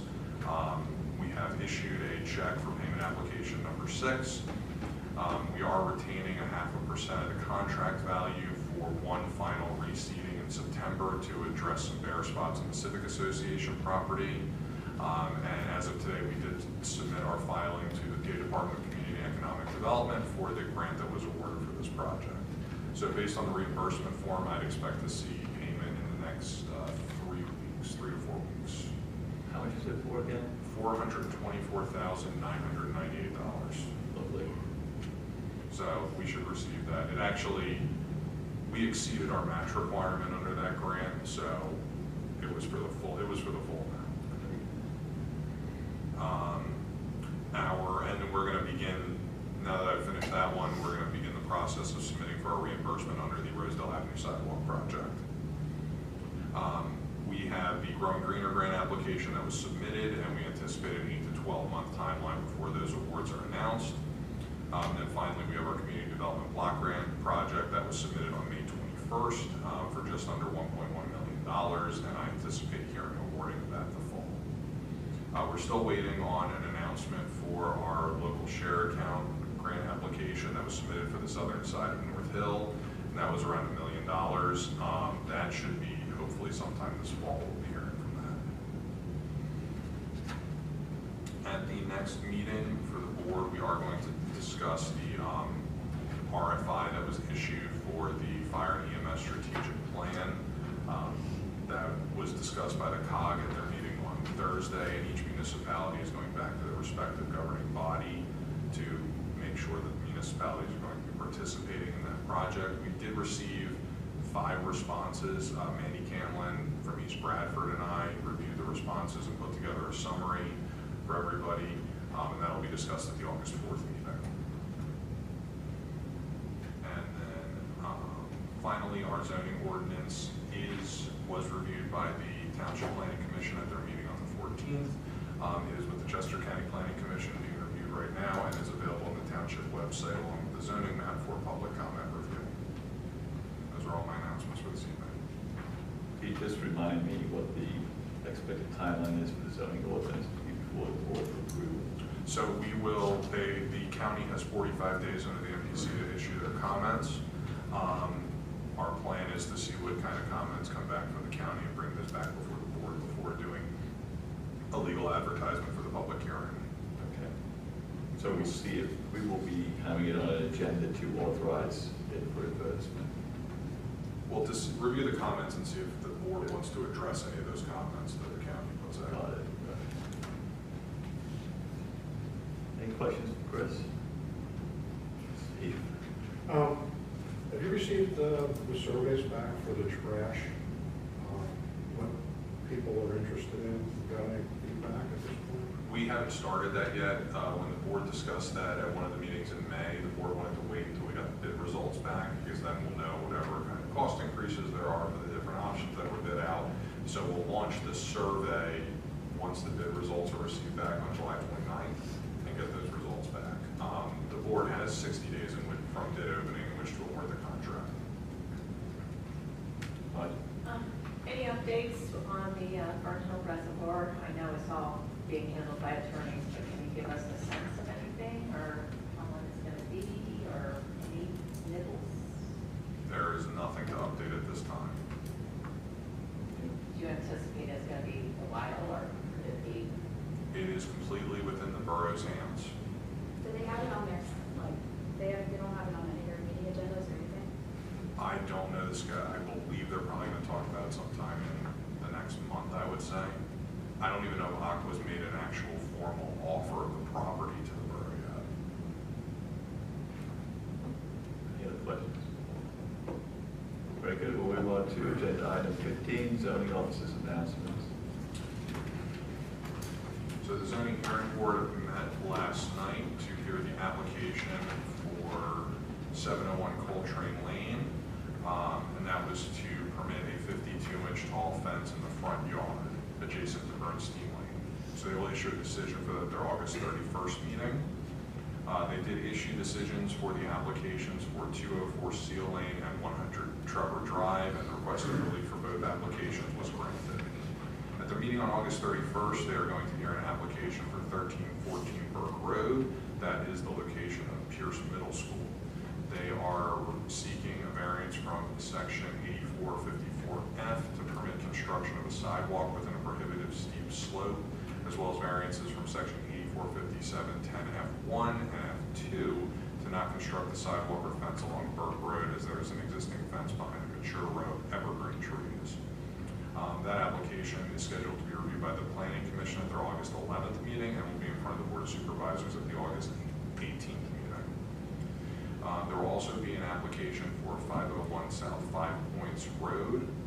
The applicants are seeking a variance from section 8454E1 and 8457(5)B of the zoning ordinance to regrade and subdivide the property into 5 additional lots in an area of steep slopes. As with the previous application, this will be in front of the Planning Commission at their meeting on August 11th, and the Board of Supervisors at your meeting on August 18th. Is this residential or commercial properties?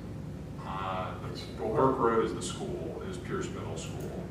And then the other one, I believe it is residential.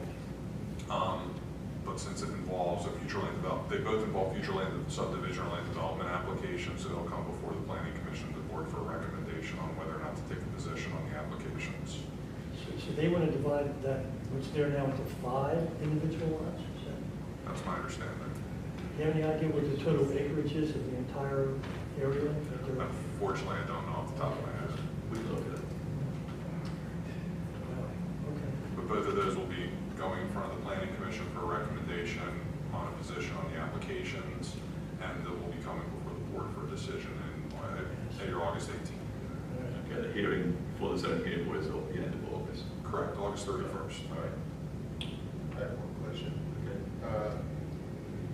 Under property maintenance, 942 Northfield Drive, where it talks about a sidewalk that is broken, what they're saying, the compliance in this case constitutes trimming, removing the bamboo that is adjacent to the roadway. It doesn't make any sense. Well, we're talking about the sidewalk that is broken, and the compliance is trimming bamboo. The bamboo regulations for the township regulate within so many feet of the road right of way. Okay. So then they would also have to redo the sidewalk under our sidewalk code. Gotcha. So this is more than the trimming bamboo, it's fixing the problem with the trimming part. Correct. Under our sidewalk and curb regulations, the abutting property owner is responsible for maintenance. Gotcha. Thank you. Any questions for Chris on zoning? Okay, then we'll move on to the agenda item 16, approval of the Board of Supervisors meeting minutes for June the 16th, 2026. I have provided Chris with a couple of typo corrections, which he has incorporated, I believe. Yes, and Mr. Chairman, I did also receive typo corrections from Mr. Woolman, and I've incorporated those as well. Okay, so I will make a motion to approve the meeting minutes of June 16th, 2026 with the corrections from myself and Mr. Wallman. Is there a second? Thank you. Any questions or comments from the board or anyone in attendance on the meeting minutes? Okay, then we'll take the vote. All in favor say aye. Aye. Is there any opposition? Hearing none, the motion passes 4-0. Agenda item 17 is approval of the Treasurer's Report dated June the 30th, 2026, and the bills to be paid. I will make a motion to approve the report and the bills to be paid for the General Fund, the Sewer Revenue Fund, the Waste and Recycling Fund, and the Capital Reserve Fund. Is there a second? Second. Thank you, Nate. Does the board have any questions on the bills to be paid? I have one question on page 5 of the Treasurer's Report. There's a sidewalk capital projects fund. And then it currently has $30,144. I believe that's from the Ellis Lane project. They should be increasing that, I believe, based upon our discussion we had at the last meeting. We're supposed to be getting money from that Virginia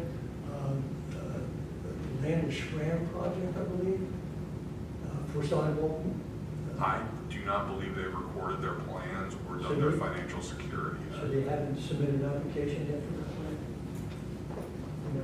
We approved the plan. It's been approved by the but they are progressing the project. Yeah, so when would we receive their contribution to that sidewalk project? before they go to record their How long plans. does it sit on an approved plan for it? You have to come back for further approval. It's couple of I years. believe it's 5 years. 5 years. Take them up to 5 years They before could, they record it? I believe so, yes. So it's contingent on them recording it with, I guess, the recorder of deeds, is that? Correct. Yeah. And And at that point there, they would have to make that contribution. And the Ellis Lane project did make their additional contribution. It ended up being $2,400, so they did make their additional contribution. So it'll be next month's report. Correct.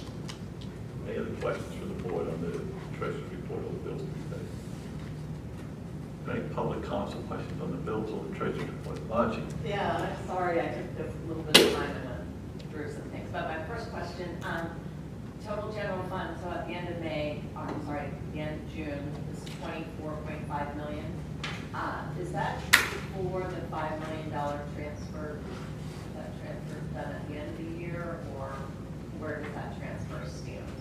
That Transfer occurred.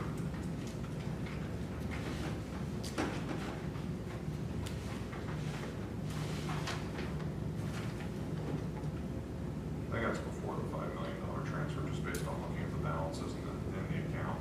And then I have a couple of questions just on the bills. Comcast cable, Lambert, Which page are you on, Margie? I think page 1, up top, Wi-Fi, $363 per month. Yeah, we provide Wi-Fi in all of our parks. Right, but that park is $363 versus Barker Park is $212. It depends on the service level. So I'm just wondering, just kind of comparing it to what we pay at, say, at a residential spot, it just seems awfully high. Is that negotiable, or? As far as I'm aware, Comcast will not negotiate the price of internet service. Okay. Okay. Commercial bills at a different rate. And then, I think this is still on the prepaids, Tri-State HVAC quarterly billing was $9,000. So it's 8,999, so I'll call it 9,000. But underneath it, then there's Goshen Mechanical for 8,200 for preventive maintenance. And I was just wondering if Tri-State HVAC, they just sound like they're the same type of companies that would work on HVAC equipment. So why are we paying a quarterly $9,000 bill to an HVAC company, but then Goshen Mechanical for preventive maintenance for 8,200? Which page are you on, Margie? You on the bill system or prepaids? Page 3 of the prepaids. I can check with, I don't know off the top of my head, but I can check with Mike. Yeah. So you'll get an answer to Margie on that, yeah. Okay, and then, sorry to add a couple for you. Delaware State Police Homicide Conference, $1,200. Just curious, are there any of those conferences held in Pennsylvania? I don't believe Pennsylvania has a homicide conference. And then what is, we paid Commonwealth of Pennsylvania $5,600 for a clean data circuit. That's the computers in the dispatch office with all of the required information.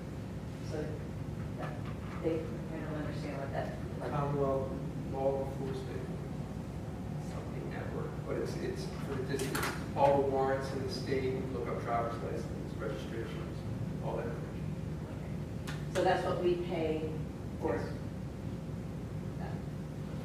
And then, gumshoe t-shirt, $1,782. I thought, oh, that many kids are attending gumshoes. I just thought that seemed cool.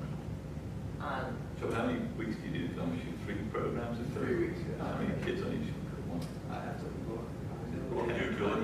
Cabinet 25 or 30. I think a couple of them were smaller this year, but I have to look at the exact. Maybe 70 other kids in total. I mean, 80, maybe less. I have to look. And then there was that upfitting for a new vehicle of $15,900, so that's about $16,000. But then another upfit was,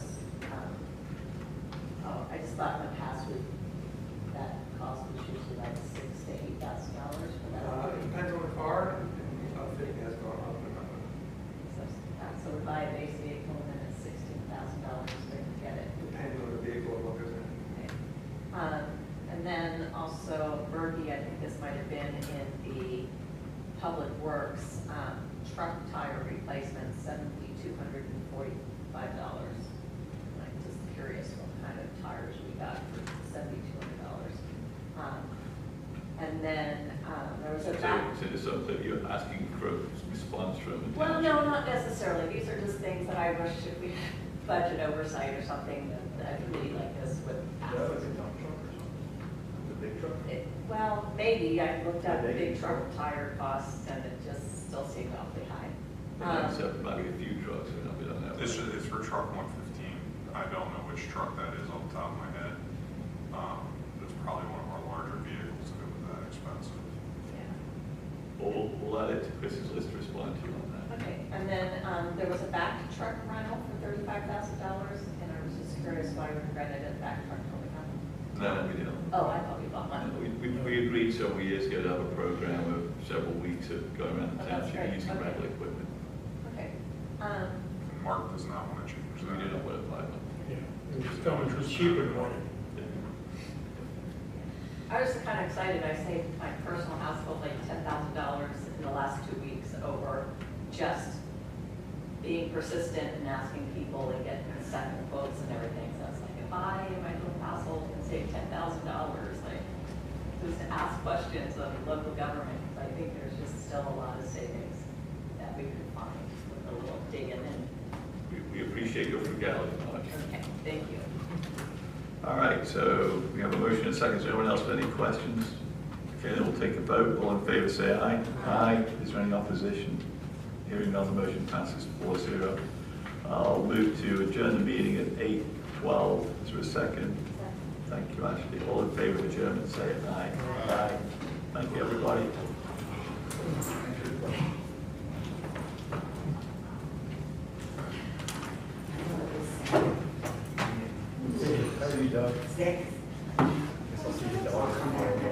Sewer authority.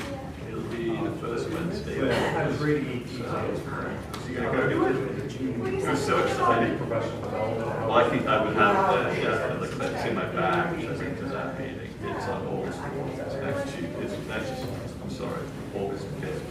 Yeah, so, yeah, I'll talk about it. So the Board of Supervisors, either one will